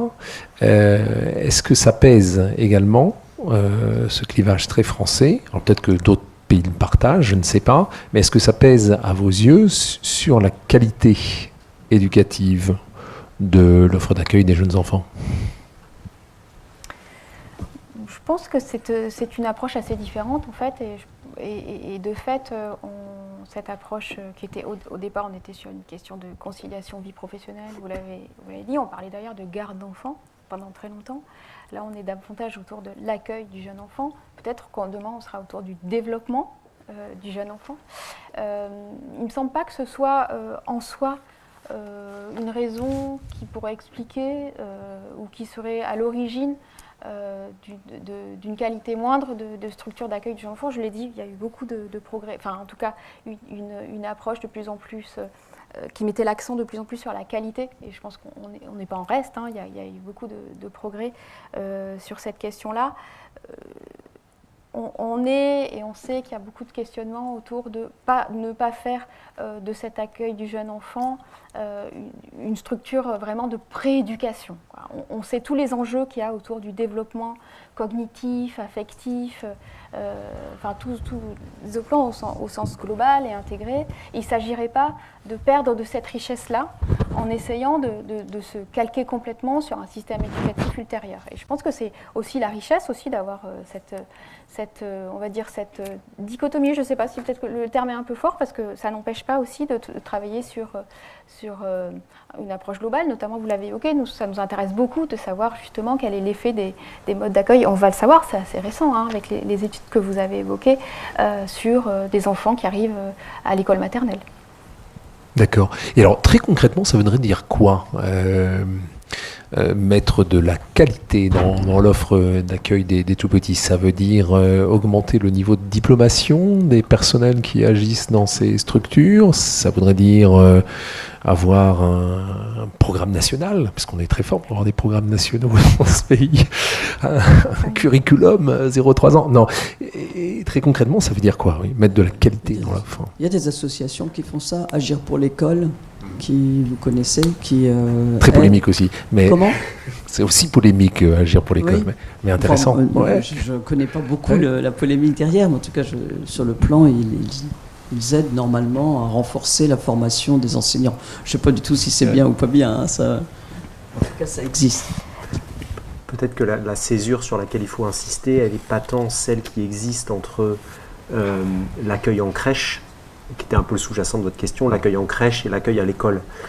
La plus grande césure pour la majorité des enfants, c'est celle de l'accueil chez personne ou dans la famille ou chez une assistante maternelle et l'école. Et là, on passe de l'individuel au collectif. Donc, dans l'évolution que nous percevons souhaitable pour aller par palier vers quelque chose d'universel, c'est déjà de très fortement renforcer les possibilités d'accueil chez les enfants de 2 ans. Voilà, c'est-à-dire que il y a déjà beaucoup d'initiatives qui existent en la matière. Il y a un terme un peu générique qu'on appelle les dispositifs passerelles qui recouvrent en fait énormément de choses, mais dans lesquels c'est un terme qui recèle pas mal de pépites en fait et qui permettent à des enfants éloignés de tout dispositif d'accueil de progressivement avant l'entrée à l'école maternelle, qui là constitue nécessairement une rupture parce qu'on y est plusieurs heures par jour, tous les jours de la semaine, avec un contrat avec les parents qui est de l'ordre de l'obligation. On est obligé de mettre son enfant à l'école. Et donc, voilà, pour la branche famille, le fait de travailler à cette progressivité dès l'âge de 2 ans pour aller vers l'école maternelle de manière progressive nous semble être un palier, on va dire, atteignable et souhaitable. Voilà. Et ces passerelles, on les trouve où Aujourd'hui, on les trouve en partie à l'école. Il y a des écoles qui organisent des dispositifs passerelles en leur sein. Il y a des crèches qui organisent la passerelle des enfants qu'ils accueillent vers l'école. Il y a des lieux d'accueil enfants-parents qui communiquent et se destinent particulièrement à l'accueil des enfants avec leurs parents avant l'entrée à l'école pour les sensibiliser au changement de braquet que ça va représenter. Voilà, le terme ne représente rien de désigné par la loi ou par les financeurs ou les gestionnaires, mais en tout cas, il nous semble que c'est particulièrement là l'enjeu. Enfin, il y a à traiter sans doute la question des vulnérabilités, donc les familles monoparentales, les enfants pauvres, etc. Mais de manière universelle, un effort plus conséquent sur la tranche d'âge de 2 ans permet justement de commencer à atténuer cet effet de césure que vous soulignez, qui est peut-être pas tant entre la crèche et l'école, mais entre tous les enfants qui n'ont pas un accueil et l'école. Ce que je voudrais rajouter aussi, ça me semble important en termes de qualité, c'est quand même la formation des professionnels. Il y a une formation qui doit être tournée aussi parfois sur des enjeux spécifiques, la question aussi d'accueil des enfants précarisés, des familles migrantes, l'interculturalité. Je pense que ça c'est un sujet aussi qui avait été évoqué lors du séminaire, c'est très, très important. Il y a eu des initiatives là aussi, dans le cadre de la stratégie de lutte contre la pauvreté qui soutenait la formation des professionnels, notamment sur ces enjeux-là. Excusez-moi, il y a un moindre recours, par exemple, chez les familles migrantes, primo-arrivantes, par rapport à même niveau social on ne sait pas trop ça. C'est une problématique spécifique ou... Parce que j'évoquais des chiffres sur les familles monoparentales non occupées, mais le critère migratoire, je n'ai rien vu. Est-ce que c'est une problématique spécifique ou non? Moi, j'ai pas de données sur ce point en particulier. Ce qu'on sait aujourd'hui, c'est que c'est des sujets, en tout cas en termes de formation des professionnels, qui doivent être renforcés en termes d'interculturalité, d'accueil de ces familles précaires, etc. Ça on le sait, et c'est un sujet très important. Un sujet aussi qui vient avec la qualité globale de l'équipe, qui doit être, vous évoquez la question des diplômes, ce qui est important, c'est que l'équipe soit pluridisciplinaire, qu'il y ait un projet dans chaque établissement, et par rapport à cette question de curriculum et quelque chose de national, descendant, là, l'approche qui a été plutôt favorisée, c'est vraiment de se dire, voilà, réunir des professionnels, favoriser aussi leur supervision, leur temps d'échange, pour qu'ils puissent élaborer un projet dans chaque établissement qui soit donc conforme ou qui suive cette charte de qualité. Carlo Baroni, vous vouliez intervenir?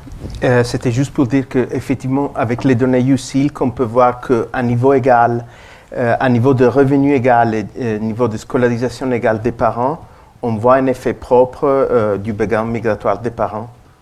Donc, ce qui est cohérent avec les hypothèses qu'on vient de formuler à propos, par exemple, de l'importance de la connaissance de la familiarité avec le système que peuvent avoir les familles.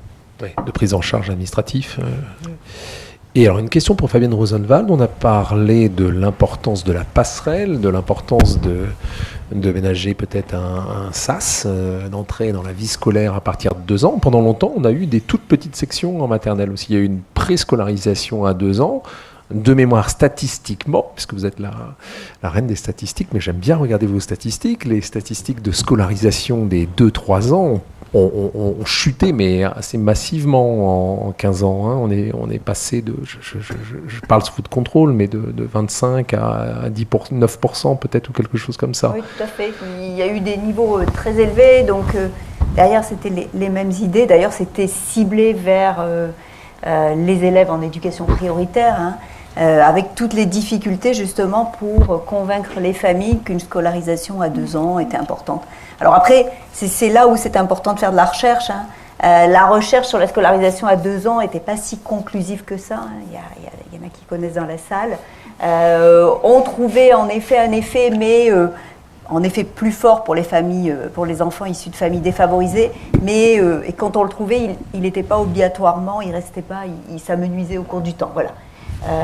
Bon, et c'est vrai que voilà, ce sujet-là, mais ça continue, hein, puisqu'on doit être autour de 10, mais avec une échelle de 1 à 2 en éducation prioritaire, où c'est toujours renforcé, mais voilà. Mais c'est vrai que dans les autres pays, enfin, quand on regarde en effet, hein, dans les pays, il y a soit un modèle intégré, c'est les pays scandinaves, hein, qu'on prend toujours... Voilà, où c'est les mêmes personnels, c'est la même structure, donc l'enfant n'a pas à faire ce saut entre deux structures.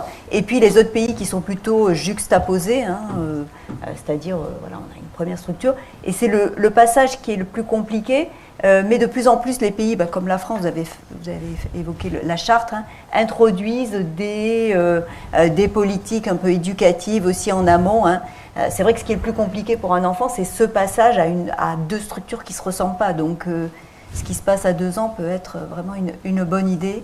Mais derrière, ce qui est quand même important de ce que j'entends, c'est de continuer la recherche pour bien comprendre ce qui fonctionne dans ces modes d'accueil. On a évoqué tout à l'heure la mixité. Est-ce que c'est le fait d'être avec d'autres enfants différents qui fait que mode d'accueil collectif, que ce soit assistante maternelle ou crèche, a des effets? Est-ce que c'est les pratiques des professionnels qui sont là? Est-ce que c'est juste le fait qu'on a des personnes qui ne sont pas les parents? Parce que voilà, il y a des choses qui sont plus faciles à dire à l'extérieur. C'est vrai que c'est important de repérer par où passe, c'est ce que disait l'orateur du précédent, hein. Il faut vraiment ouvrir cette boîte noire pour bien comprendre comment ça passe. Il peut y avoir multidimensions, mais si on veut voilà, que ça fonctionne bien, je pense que ça c'est... En termes de recherche, c'est ce qu'il faudrait faire, quoi. Et donc les expérimentations aident là-dessus. Je souhaitais avoir le regard extérieur, un peu extérieur de Dominique Sénéquier aussi sur ce secteur de la petite enfance. Vous l'avez expliqué, votre fondation est intervenue à l'origine plutôt sur des grands adolescents. Vous avez décidé... Jusqu'à il y a 3 ans. Voilà, et vous avez décidé de vous réorienter vers les plus petits. C'est 2 mondes très différents, le monde de la grande adolescence et de la petite enfance. C'est plus difficile à travailler la petite enfance que la grande adolescence pour une fondation ? En termes de visibilité des acteurs, en termes de... Oui, je pense que oui, parce que justement, enfin, le débat le prouve. Excusez-moi. Voilà. Vous voulez dire qu'on est 6 autour de la table, c'est ça? Vous l'animez très bien, mais le débat le prouve. C'est pas une science exacte, c'est expérimental, c'est un tissage régional, enfin c'est beaucoup de choses, et donc c'est beaucoup plus difficile, alors que ce qu'on faisait avant, je dis pas que ce que faisait Amir était facile, mais on prenait des élèves assez doués, mais de familles très défavorisées, on leur donnait des bourses, on les coachait pour qu'ils fassent des études supérieures, et même après, à trouver un stage, etc. Et on les amenait jusqu'à... On était très, très contents, et on continue à le faire. Hein, on continue beaucoup à le faire, c'est très intéressant. Nous, ce qu'on cherche à faire avec la Fondation, c'est justement...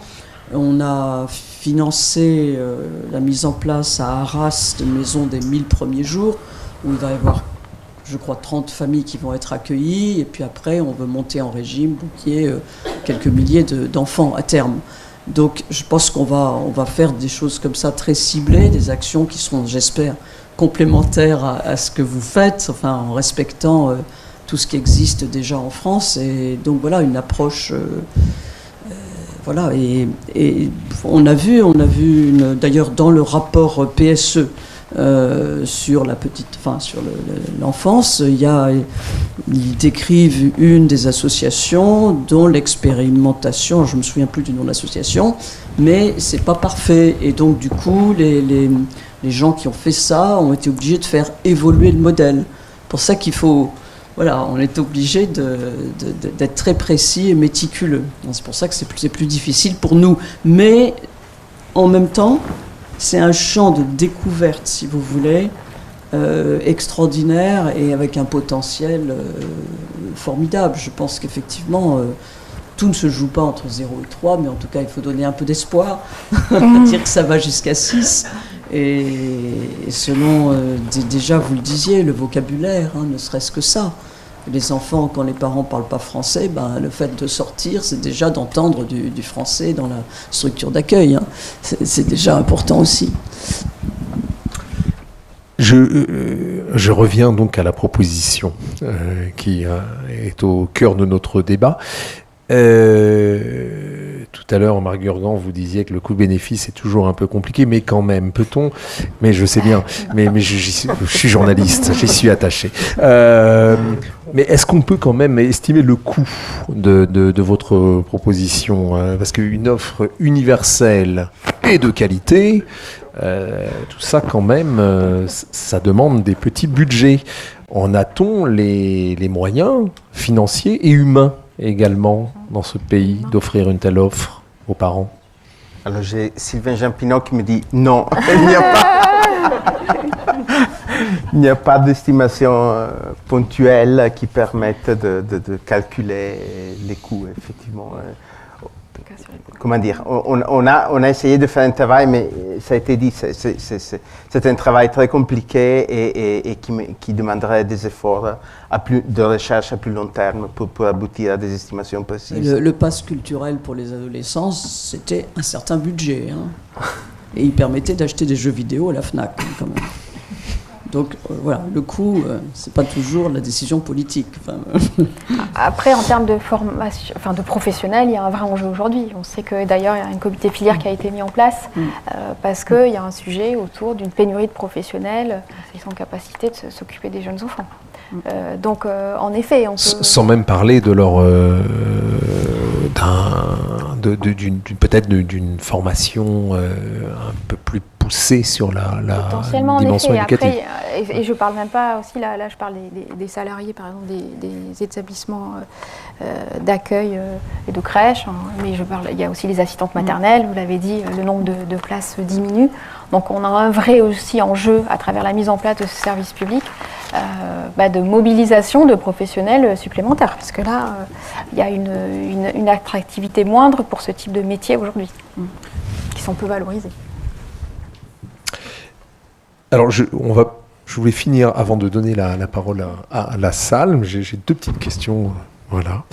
Pour élargir un tout petit peu le débat, on parle d'enfants dans cette proposition, que je ne dise pas de bêtises, de 6 mois à 3 ans, c'est bien ça.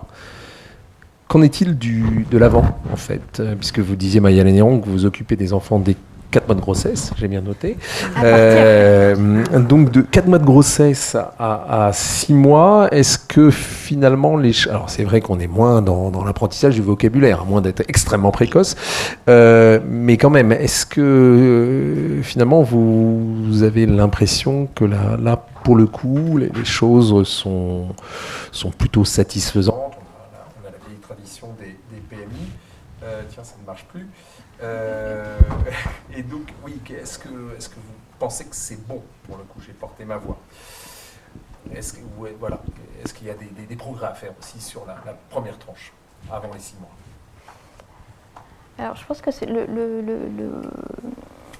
la proposition, mais ça, je fais appel au comité scientifique, de partir des 6 mois, faisait à la fois le lien avec potentiellement les congés parentaux.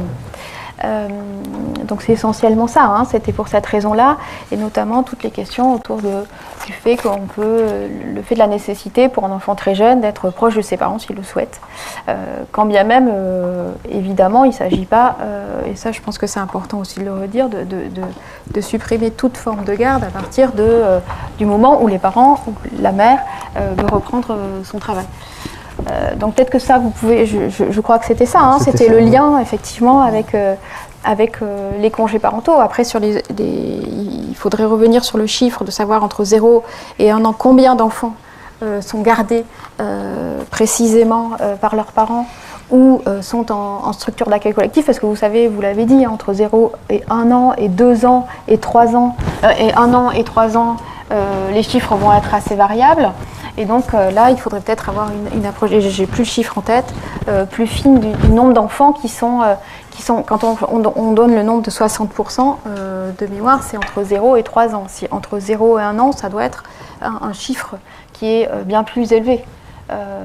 Donc à ce stade-là, moi, j'ai pas d'éléments complémentaires, si ce n'est le fait que c'était lié à une réforme des congés parentaux qui est en effet une des réformes qui est en cours de réflexion là pour les prochains mois et les prochaines années. C'était ça, Carlo Barone? Oui, je voudrais surtout souligner que le fait de poser un calendrier, donc à partir du 6e mois, n'est pas lié à l'idée qu'avant ou après, il n'y ait pas d'inégalité sociale. On sait très bien, on l'a largement documenté dans la littérature, que les inégalités commencent même pendant la grossesse. Et donc, on peut intervenir à tout moment. Et qu'on peut intervenir aussi après les 3 ans. Parce que je pense qu'il faut aussi souligner qu'il n'y a pas de déterminisme social ou que après la petite enfance, il n'y a rien à faire. C'est parfois une lecture aussi maladroite des résultats de la littérature scientifique. Donc, il n'y a pas de lien automatique entre le calendrier de la proposition et une diagnose sur les inégalités sociales ou le bon moment ou le mauvais moment pendant lequel il faut intervenir. Et la dernière question, ma dernière question s'intéresser à tous ceux qui ne vous entendront pas. Parce qu'il y aura toujours des parents qui refuseront d'aller, pas scolariser, mais d'envoyer leurs enfants dans des structures d'accueil pour X raisons, par conviction personnelle.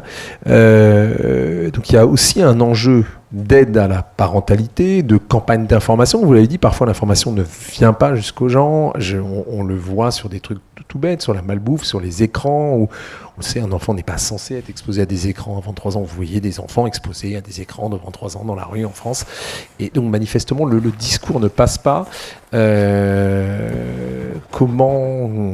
qu'il y a des pistes à travailler aussi pour toute cette population qui n'ira pas dans vos structures d'accueil, même si vous faites tous les efforts possibles et imaginables pour accroître l'offre et activer la demande? Personnellement, je pense que l'objectif n'est pas de convaincre toutes les familles à placer leurs enfants en crèche, c'est de mettre toutes les familles dans des conditions de faire un choix informé, d'avoir des préférences qui reposent sur un bon niveau d'information et de pouvoir réaliser leurs préférences. C'est-à-dire, on vient d'évoquer les barrières administratives dans le moment où il y a un nombre de familles pour lesquelles une structure d'accueil est un objectif, est une solution envisageable, peut-être à temps partiel, peut-être pas tout de suite, mais qui, suite à un ensemble de barrières administratives, pratiques, n'arrive pas à réaliser ses préférences. Donc l'objectif n'est pas de convaincre tout le monde, mais c'est d'informer et d'accompagner. Ceci dit, ce qui me frappe quand je regarde un certain nombre de politiques éducatives mises en œuvre en France, je pense au dédoublement des CP et des CE1, en éducation prioritaire, au dispositif coup de pouce, l'anticipation de l'entrée en maternelle, c'est qu'effectivement, on cible tout le temps l'idée que pour réduire les inégalités scolaires, il faut que les enfants soient un maximum de temps en crèche, en maternelle, à l'école primaire. Il faut les enlever le plus possible du contexte familial parce que intervenir sur le contexte familial est difficile. Or, je pense que puisque les enfants passent quand même une quantité de temps importante en famille ou sous la supervision des parents, intervenir aussi sur l'environnement familial est tout à fait important. D'autant plus que les enseignants, les services auxquels les enfants sont exposés peuvent changer au fil du temps. L'environnement familial est une influence constante à plus long terme. Donc, il faut effectivement intervenir. Or, comment intervenir, c'est moins évident parce qu'on a toute une littérature sur parental involvement, donc comment favoriser l'implication des parents dans la scolarité, dans le développement cognitif de leurs enfants, et les résultats sont là aussi très inégaux en termes de plus ou moins prometteurs. Et quelles seraient les pistes pour l'État sur cette question de l'aide à la parentalité? Alors, sur le parental involvement, pour parler en français. Il y a en effet une politique de soutien à la parentalité qui est mise en place qui est mise en œuvre par la branche famille. Moi, je pense qu'en effet, la question de l'environnement des parents, elle est essentielle et c'est vraiment la question autour des 1000 premiers jours, c'est ça, c'est d'avoir une approche aussi de l'ensemble des institutions qui sont autour des parents, des professionnels ou des espaces de socialisation. Mais je ne parle pas seulement des accueils, par exemple des centres sociaux qui peuvent offrir par exemple des ateliers d'éveil artistique et culturel. Il y a tout un ensemble en fait à mettre en place au cours de ces 1000 premiers jours. Je vous rejoins, en effet, les inégalités sont, et c'est pour ça qu'on commence à partir du 4e mois de grossesse, se forgent. Elles ne sont pas déterminées, mais il peut y avoir des facteurs qui sont présents dès ces 4e mois de grossesse. Et donc, il me semble que c'est sur cet ensemble de l'environnement des parents, de l'endroit où ils vivent, peut-être même de l'espace public, de leurs interlocuteurs, auprès desquels il faut qu'on puisse avoir une forme de discours, ça pour le coup, assez, qui puisse être assez cohérent et bienveillant, ça me semble très important, pas stigmatisant et pas, comme vous voulez dire, l'idée d'enlever les enfants. Ça c'est une question qui est quand même très très prégnante en France et qui est très liée aussi au fait que parfois on associe certains services à la protection de l'enfance. Enfin, c'est quelque chose aussi qui est un point assez important dans le fait que certaines familles ne recourent pas à l'accueil du jeune enfant. Donc trouver d'autres espaces où elles peuvent se sentir à l'aise avec leurs enfants. Ce sont des espaces de soutien à la parentalité qui existent déjà, mais il me semble qu'avec les collectivités locales aussi, font beaucoup d'efforts pour aller vers ces familles et leur offrir d'autres types de services. Je parlais d'éveil artistique culturel, mais il y a beaucoup d'autres services qui peuvent être proposés et qui ont montré aussi l'intérêt pour les familles et leurs enfants d'être socialisés parmi des pairs aussi, ou entre enfants. Juste le dernier élément, vous évoquez la question de l'information. Dans le cadre des 1000 premiers jours, une campagne de santé publique a été lancée. Alors on est au balbutiement, parce qu'en fait, cette question des 1000 premiers jours, qu'on veut identifier comme un enjeu sociétal, elle a été lancée en 2021, et vous savez que ce type de campagne met beaucoup de temps à avoir de l'effet. Les questions, on sait très bien qu'il y a des questions autour de l'alimentation, des perturbateurs endocriniens, des écrans, et que ces informations sont non seulement plurielles, parfois contradictoires, et qu'elles n'atteignent pas les personnes de la même manière. Et là, c'est là aussi qu'il y a une question d'inégalité de l'information. Et si je tire jusqu'au sujet, ce qui nous intéresse cet après-midi, cette question autour du développement cognitif et de la manière dont effectivement un espace collectif peut être très bénéfique, qui ne soit pas forcément à temps complet, systématique pour les enfants. Et on sait qu'on a beaucoup de progrès à faire en termes d'information, on va dire à la fois grand public et plus ciblé en fonction des caractéristiques des personnes qui peuvent les recevoir. Eh bien, merci beaucoup à tous. Je crois que la salle a envie de réagir. Depuis tout à l'heure, je vois des doigts qui se lèvent, donc je vais transmettre. Mais j'ai vu monsieur plus... Voilà. Et ensuite, madame. Alors, bonjour à tous, je suis Florent Bodman, directeur de l'association 1001 mots et également co-auteur de plusieurs rapports pour Terra Nova sur la petite enfance. Déjà, merci beaucoup pour ce débat. Je trouve qu'avoir un débat sur le non-recours aux crèches chez les familles les plus précaires, c'est passionnant. C'est assez nouveau quand même en France, donc en soi, c'est déjà formidable. Et moi, je voulais rebondir sur cette question des barrières et notamment le débat, donc on parle d'incitation financière, je pense que c'est assez intéressant et très novateur, mais déjà les barrières informationnelles, comme le disait Carlo Baronet, je pense que sur le terrain, avec les familles les plus précaires, on voit que c'est un énorme sujet. Et j'avais donc un témoignage et une question pour la CNAF. Le témoignage, c'est la semaine dernière, j'étais à Orléans pour un entretien avec une famille qui participe à notre projet 1001 mots. C'est une famille de réfugiés qui viennent de Centrafrique. Ils sont arrivés il y a 1 an. Ils ont tous un diplôme du supérieur, enfin ils ont donc un certain bagage culturel, mais ils ont très peu d'informations quand même sur comment ça marche en France. Et ils ont une petite fille de 18 mois. Et aujourd'hui, la maman, ça fait 1 an qu'elle tourne en rond à la maison, elle en a marre, elle veut vraiment travailler, même pour être femme de ménage.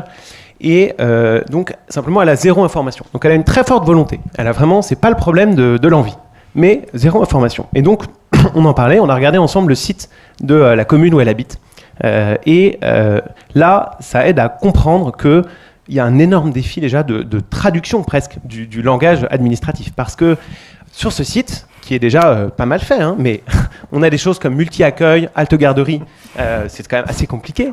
On a des trucs sur si c'est pour de l'accueil temps plein, allez au guichet de la ville. Si c'est pour de l'accueil occasionnel, allez directement dans les 4 crèches qui sont à la ville. Comment comprendre qu'est-ce qui est. Donc la maman, elle voulait 3 jours par semaine. Est-ce que c'est du temps plein ou de l'accueil occasionnel? Bon, très difficile.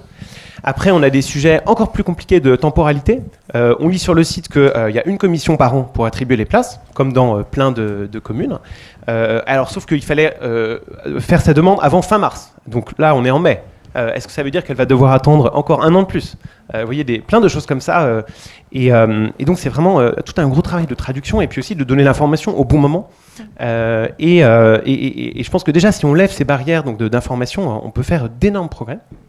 Et puis donc ma question c'est pour la CNAF, parce que on parlait beaucoup de comment trouver les bons canaux pour distribuer l'information. La CNAF est une institution formidable, enfin la CNAF et les CAF qui jouissent d'une très bonne image auprès des familles. Et nous à 1001 mots, on travaille déjà avec plusieurs CAF donc la CAF envoie un email à des familles qui ont peu d'argent et en leur proposant de s'inscrire au programme de 1001 mots. Ce qu'on voit, c'est qu'on a fait ça notamment à Aulnay-sous-Bois en Seine-Saint-Denis. 70% des familles ouvrent le mail déjà. Donc ça, c'est quand même super, parce que c'est pas beaucoup, il n'y a pas beaucoup de newsletters où 70% des gens l'ouvrent. Et ensuite, on a eu 10% de taux d'inscription. Alors ma question, c'est pourquoi est-ce que la CNAF ne ferait pas quelque chose comme un mail, par exemple en janvier de chaque année, suffisamment longtemps avant la date limite pour la commission annuelle d'attribution des places, et où elle dirait aux familles, ben voilà, on vous informe qu'il y a sans doute une commission dans pas longtemps, si vous voulez une place en crèche, c'est le moment. C'est juste une idée, mais je sais que la CNAF réfléchit beaucoup à ces questions de mail et d'aller vers digital. Donc, ce serait très intéressant de savoir ce que vous pensez faire là-dessus dans les prochains mois ou les prochaines années. Guillaume Roussier, ou on prend une deuxième? Non, Guillaume Roussier directement. Okay. Ouais. Merci pour cette question. Bon, le site qu'il fallait aller voir, c'était monenfant.fr. C'était pourtant clair. Qui jargonne peut-être un peu moins que celui de la ville d'Orléans, je ne sais pas. Mais c'est pas garanti. C'est un très bon témoignage parce qu'il permet de montrer comment c'est des questions qui obligent à agir sur plusieurs choses. Déjà, je reviens sur ce que j'ai évoqué tout à l'heure, on ne peut pas traiter cette question sans agir sur le niveau de l'offre. Parce que même si la ville d'Orléans avait la volonté de faire une place pour des familles migrantes en milieu d'année, comme on est sur une structure en pénurie, généralement, il n'y a pas de place de crèche, même pour ceux qui ont la meilleure volonté du monde de les accueillir. Donc il y a une question sur le niveau de l'offre. Ensuite, il y a une question sur la structure de l'offre. Peut-être que pour avoir des places en milieu d'année, il faut des places qui ne soient pas la crèche classique qui accueille à temps plein des enfants toute l'année. Donc, je redis ce que j'ai évoqué tout à l'heure, ça nous oblige à agir sur des modèles de création de places qui sont plus tout à fait celles de la crèche classique. Une fois que j'ai dit ça, ce que vous avez rappelé, c'est que la CNAF a commencé à agir sur l'information et que maintenant on a l'intention d'agir de plus en plus également sur le cadre d'attribution des places. Et ça, c'est quelque chose de relativement nouveau. On le fait déjà aujourd'hui, notamment dans le cadre des crèches dites AVIP. Donc AVIP, ça veut dire à vocation d'insertion professionnelle. Elles sont le fruit, ces crèches, d'une convention qui a été signée entre l'État, la CNAF et Pôle emploi en 2016. Et elle permet d'attribuer des places de manière spécifique pour des enfants dont les parents sont inscrits dans une démarche d'insertion accompagnée par Pôle emploi ou un partenaire type mission locale. À travers ce dispositif, les CAF commencent à intervenir sur les modalités d'attribution des places. Il y avait mi-2021 260, je crois de mémoire, crèches AVIP. Donc on a rapporté aux 12 000 et quelques crèches en France, on reste sur des volumes relativement modestes. Et donc pour bien vous montrer que pour le reste, le cadre d'attribution des places en crèche revient à chacun des gestionnaires, donc les villes, les associations, les entreprises. On mesure complètement aujourd'hui que l'un des enjeux pour l'avenir, ça va être d'intervenir plus fortement, évidemment, et en tout cas de créer un consensus plus fort sur le cadre d'accès aux crèches, puisque c'est quelque chose qui est aujourd'hui extrêmement disparate et qui participe de cette barrière informationnelle. Il n'y a pas de cadre modélisé d'accès aux places de crèche. C'est pour ça que la CNAF investit aussi fortement en matière d'études et de connaissances, à travers la démarche Filoué, que je ne vais pas développer là, mais qui permet de connaître les niveaux de recours des différentes populations aux modes d'accueil et notamment aux crèches. Et puis l'étude ISAGE qui a été évoquée tout à l'heure, qui permet, qui participe de la stratégie de conviction générale de la branche famille sur l'intérêt d'accès à un mode d'accueil collectif pour les familles. Voilà, donc dans le cadre de la mise en place d'un service public de la petite enfance, la branche famille entend renforcer les canaux informationnels un peu plus proactifs, donc notamment ceux que vous évoquez, c'est-à-dire à l'occasion d'une déclaration de grossesse, à l'occasion d'une déclaration de naissance, modéliser une information qui va vers les familles sans attendre qu'on soit en recherche d'un mode d'accueil. Je vous parle de choses qui sont évidemment en projet, très exploratoires. On est actuellement dans le cadre d'une réflexion préalable à la négociation de la prochaine convention d'objectifs et de gestion avec l'État. Donc on est sur des réflexions très ouvertes. Mais effectivement, ces démarches-là sont assez inspirantes. Ça a déjà été expérimenté Alors, ça a été expérimenté avec une association comme celle de Monsieur de Bonnemann. Et de manière générale, les CAF en fait, sont en train d'installer de manière plus proactive qu'avant ces échanges de données que je crois notre directeur général appelle la CAF augmentée, c'est-à-dire en gros, grâce à notre... j'espère que je dévoile rien c'est-à-dire faire en sorte qu'en étant allocataire de la CAF, vous avez accès de manière plus directe, plus proactive à un certain nombre de services partenaires de confiance, quoi. D'accord. On avait une question, merci beaucoup. Ici, d'accord. Merci, je vais prendre la suite de Florent. Nathalie Casso-Vicarini, fondatrice et déléguée générale de l'association Ensemble pour l'éducation de la petite enfance. Le dialogue était extrêmement intéressant entre la recherche et le terrain. On voit qu'il faut beaucoup d'agilité pour déployer des actions dans la petite enfance parce que les soft skills, c'est moins facile à mesurer. Donc ce que vous disiez, c'est finalement agir sur le milieu qui va permettre d'agir sur l'enfant. Et ça, c'est vraiment notre priorité en France aujourd'hui, car devenir parent, c'est pas un long fleuve tranquille. Ils sont les premiers concernés, les parents. Et quand vous disiez tout à l'heure que certains parents n'accèdent pas au milieu formel, on en est vraiment là en France. Les crèches à VIP, c'est aussi un dispositif qui est complexe. Et parmi les 60% de parents qui ne confient pas leurs enfants, eh bien, il y a des parents, en effet, sous le seuil de pauvreté, dans des situations qui cumulent des facteurs de risque. Et c'est important de leur fournir de la ressource fiable et de leur donner le pouvoir d'agir. Parce que tant qu'on ne donne pas le pouvoir d'agir aux parents, si on leur offre toutes les possibilités et qu'on garde, nous, en tant que professionnels, chercheurs, ou quels que soient les milieux, on garde ces ressources pour nous, eh bien, l'impact n'interviendra pas. Donc donner le pouvoir d'agir aux parents, ça c'est vraiment très très important. Et c'est aussi ce que nous disent les études internationales, c'est que ces parents soient détenteurs de cette possibilité d'agir auprès de leurs enfants quotidiennement. Donc en effet, on a fait cette première expérience à Arras, dans cette maison des 1000 premiers jours, Boris Cyrulnik. Et je dois dire que les professionnels qui sont outillés et qui peuvent à leur tour outiller les parents et partager ces ressources, eh bien, voient des évolutions absolument considérables, séance après séance. C'est un outil, cette maison des 1000 jours, comme un maillon de la chaîne de prévention précoce, qui, avec des fonds publics-privés, ça aussi c'est innovant, va permettre, dès la maternité, dès la sortie de la maternité, de regrouper une dizaine de parents avec leurs enfants 2 fois par mois dans un lieu qui existe déjà en fait. C'est un maillon qui s'installe dans les centres sociaux, les PMI, on va le faire à Mayotte dans les 17 PMI du département, et puis dans les villes, dans des crèches, des écoles maternelles. Et ces parents-là se sentent en confiance et on va tisser du lien de confiance qui va permettre à ces parents, là on arrive en fin de parcours d'année à Arras, ces parents ont découvert cette maison des 1000 jours dans une crèche et ont envie de confier leurs enfants dans un système formel alors qu'ils étaient très éloignés de ces systèmes formels. On parle des familles invisibles. Il y a un enfant sur 5 qui vit sous le seuil de pauvreté en France. Et ces familles invisibles, quand on a tissé des liens de confiance, eh bien, on arrive petit à petit à tirer ce fil et amener les enfants petit à petit vers cet accueil formel, dont on sait d'ailleurs, les études très précises nous disent que l'accueil collectif, il est positif pour le développement de l'enfant à partir de l'âge de la marche. Parce qu'avant cela, c'est pas encore, les données sont pas très fiables. Donc la méfiance en l'institution dont vous parliez tout à l'heure, en effet, elle est très forte.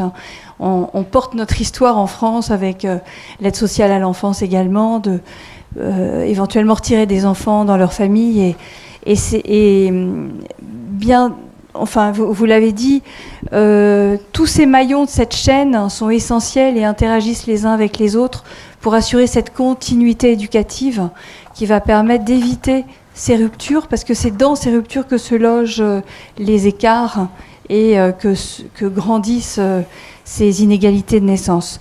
Donc je voulais apporter ce témoignage de sentiment d'appartenance, parce que les parents ont besoin d'appartenir à un groupe, ont besoin d'être en confiance pour petit à petit être en capacité d'agir avec leurs parents. Et puis je ferai la même proposition que Florent à la CNAF, hein. C'est vraiment d'essayer dès l'entretien prénatal précoce de pouvoir nous aider à joindre ces familles, parce que dans chaque ville, c'est un dispositif d'intérêt général, on noue ces liens avec les maternités, les sages-femmes libérales qui dirigent les familles, toutes familles dans les quartiers politiques de la ville vers ces maisons des 1000 premiers jours. Et ce serait facilitant pour toute la société que ce lien soit fait dès l'entretien prénatal précoce et de façon automatique avec les caisses d'allocation familiale et les institutions. Merci beaucoup. Merci pour ce témoignage. Et c'est bien, on revient toujours à cette idée d'une méfiance. Alors c'est lié à une association peut-être entre la protection de l'enfant, l'aide sociale à l'enfance et l'aide à la parentalité, enfin un amalgame qui se ferait, la peur que l'enfant soit retiré. C'est universel pour le coup. Madame disait qu'on a une tradition française là quand même. Que culturellement, il y a peut-être un frein. Comme vous me regardez, je vais tenter de répondre. Oui, c'est parce que vous n'arrêtez pas d'être interpellé, Guillaume Roussier, alors je vous réinterpelle. J'ai pas de regard là-dessus. Je pense que les acteurs de terrain ont une parole beaucoup plus directe de la part des familles qui peuvent témoigner de ce type de difficultés. Maïalène Hiron parlait tout à l'heure de la charte d'accueil du jeune enfant qui va bientôt être suivie d'une charte du soutien à la parentalité. Et évidemment, c'est des documents qui insistent évidemment sur le caractère universel, non jugeant, et dont l'un des principes est en l'occurrence l'accueil de l'enfant avec la prise en compte de son environnement familial sans jugement. Donc voilà.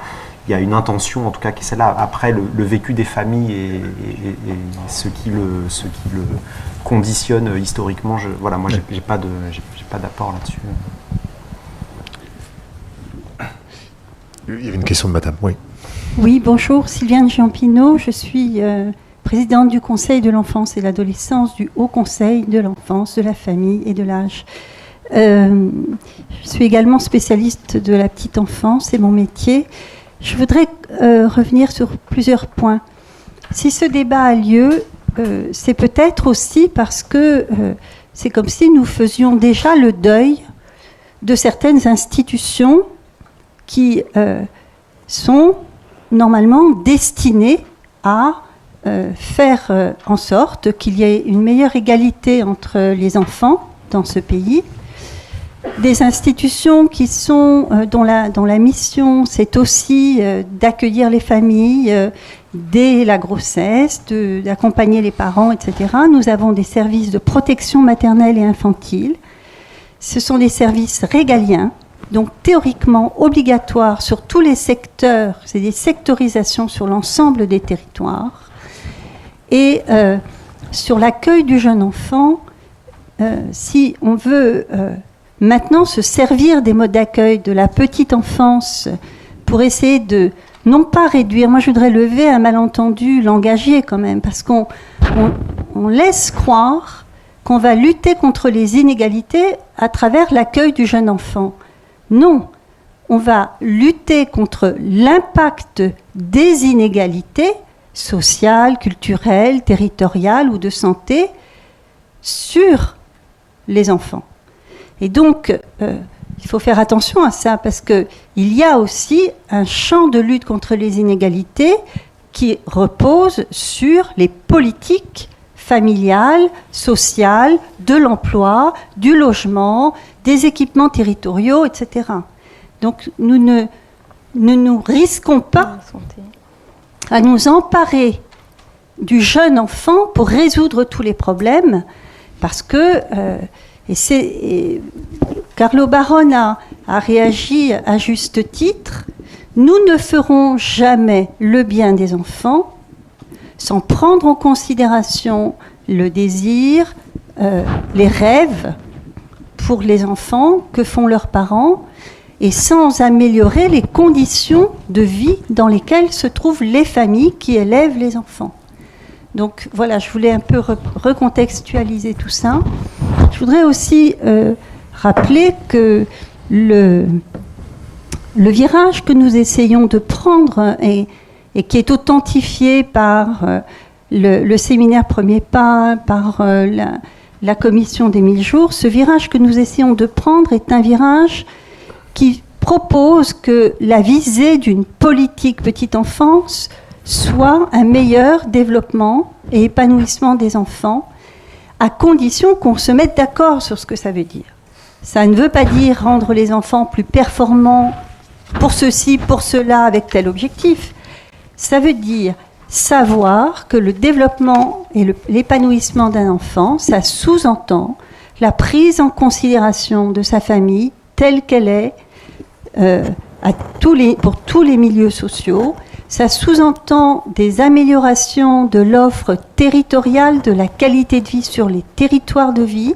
Ça sous-entend, là encore, que les parents qui veulent travailler puissent travailler, que les parents qui préfèrent faire un autre choix puissent le faire. Donc le soutien à la parentalité, c'est tout ça. La conciliation vie familiale, vie professionnelle aussi. Et surtout, ce que nous apportons en complément dans ce séminaire Premier Pas, où nos 3 institutions ont travaillé pendant 2 ans quand même, hein, ce que nous apportons, c'est la pierre nouvelle à l'édifice, c'est de faire prendre conscience qu'il y a bénéfice pour tous les enfants à faire des expériences de socialisation précoce avant de se trouver dans un cadre institutionnel très structuré comme celui de l'école maternelle.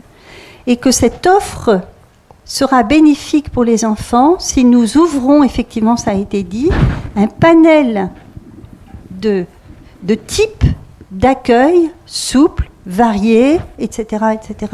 Donc voilà, je voulais juste pointer ces éléments pour ajouter au débat.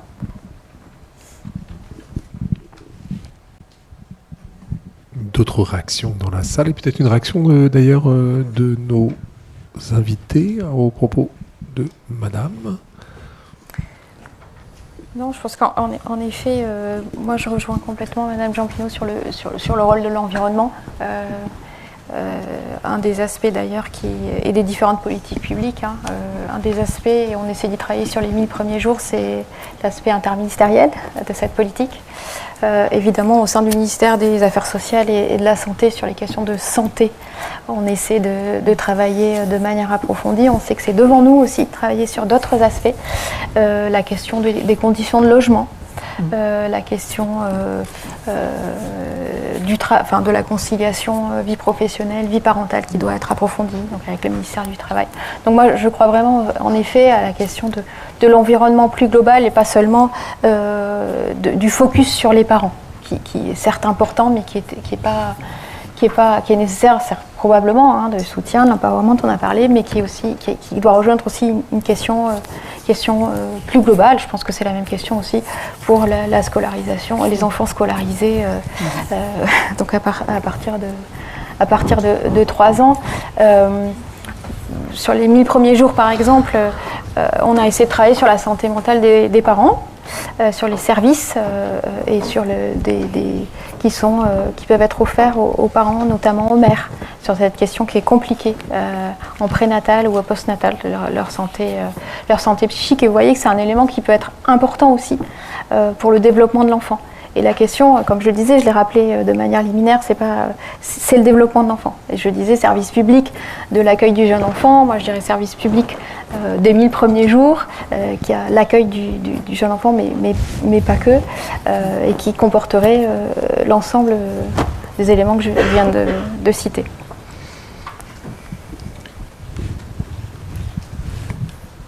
Est-ce qu'il y a une question ? Oui, donc bonjour, je suis Arthur M, je suis doctorant ici à la CNAF, donc je vais essayer de ne pas dire de bêtises parce que j'ai mon employeur, mon directeur de thèse sur le podium. Non, j'ai eu l'impression que c'était une table ronde de très grande qualité et du coup je vous remercie pour tout ça.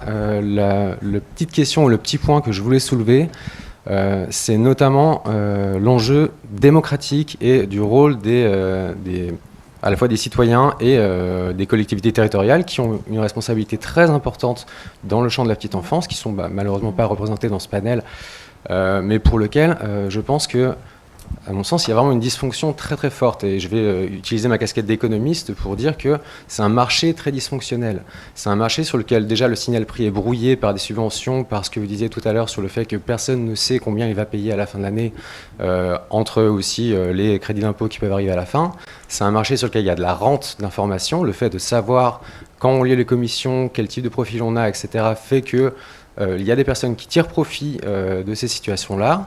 Il y a des inégalités qui sont liées simplement au fait d'être né au mauvais moment dans l'année et de tomber, de buter sur des commissions d'attribution qui ont lieu à une date et qui créent des sauts de probabilité d'accès juste à un jour de date de naissance. Et on a des critères qui sont rarement définis. Quand ils le sont, ils sont rarement opposables et très peu impliqués dans le choix et le rôle des parents, des citoyens. Les élus qui valident ou décident ces éléments-là font rarement des concertations. Donc ma question, c'est à la suite de toutes ces grandes avancées, et il y a eu de beaux chantiers ces derniers temps sur la petite enfance, quand est-ce qu'on regarde ça, en gros?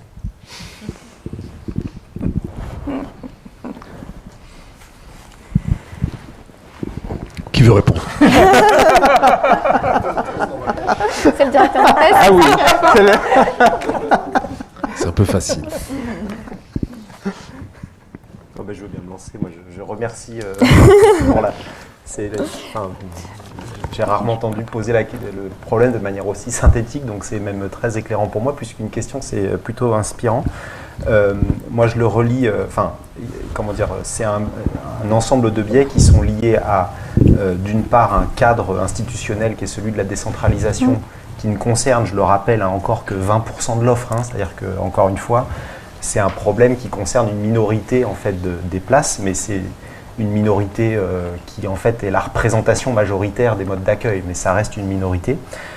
Donc c'est un cadre institutionnel qui est celui de la décentralisation, de la libre entreprise et de la libre administration. Donc on est effectivement sur un champ aujourd'hui dans lequel le gestionnaire est libre de gérer. C'est un environnement non régulé par ailleurs, c'est-à-dire qu'on peut créer une crèche là où on a envie de la créer.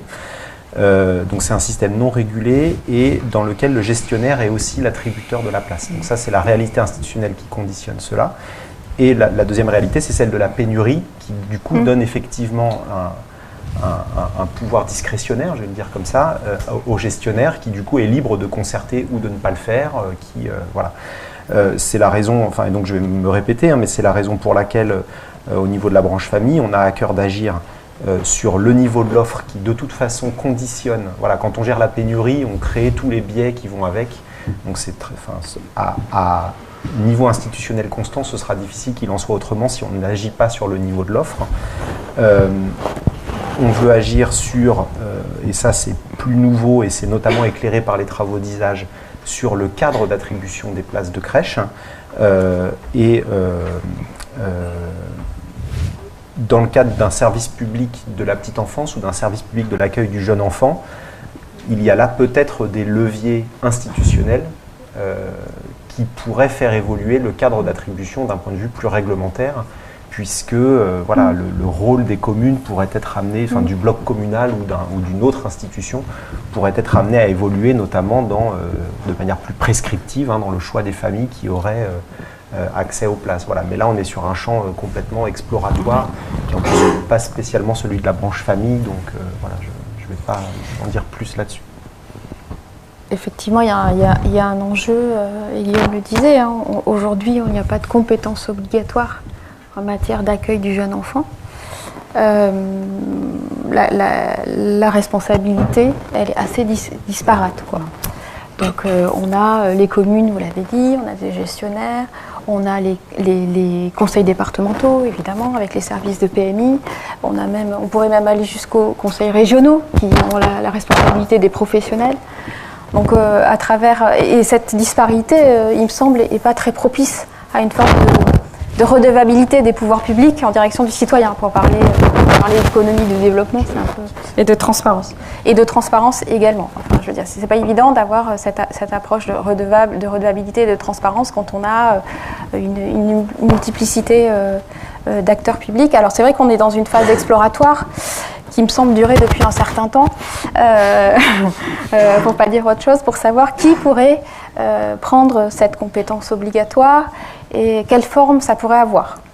Évidemment, en termes juridiques et financiers, les conséquences sont assez importantes et c'est un sujet qui n'est pas du tout à ce stade clos, clarifié. On a eu un avis du Conseil économique, social et environnemental qui en mars dernier. C'est moi qui... C'est en rouge. Ah, voilà.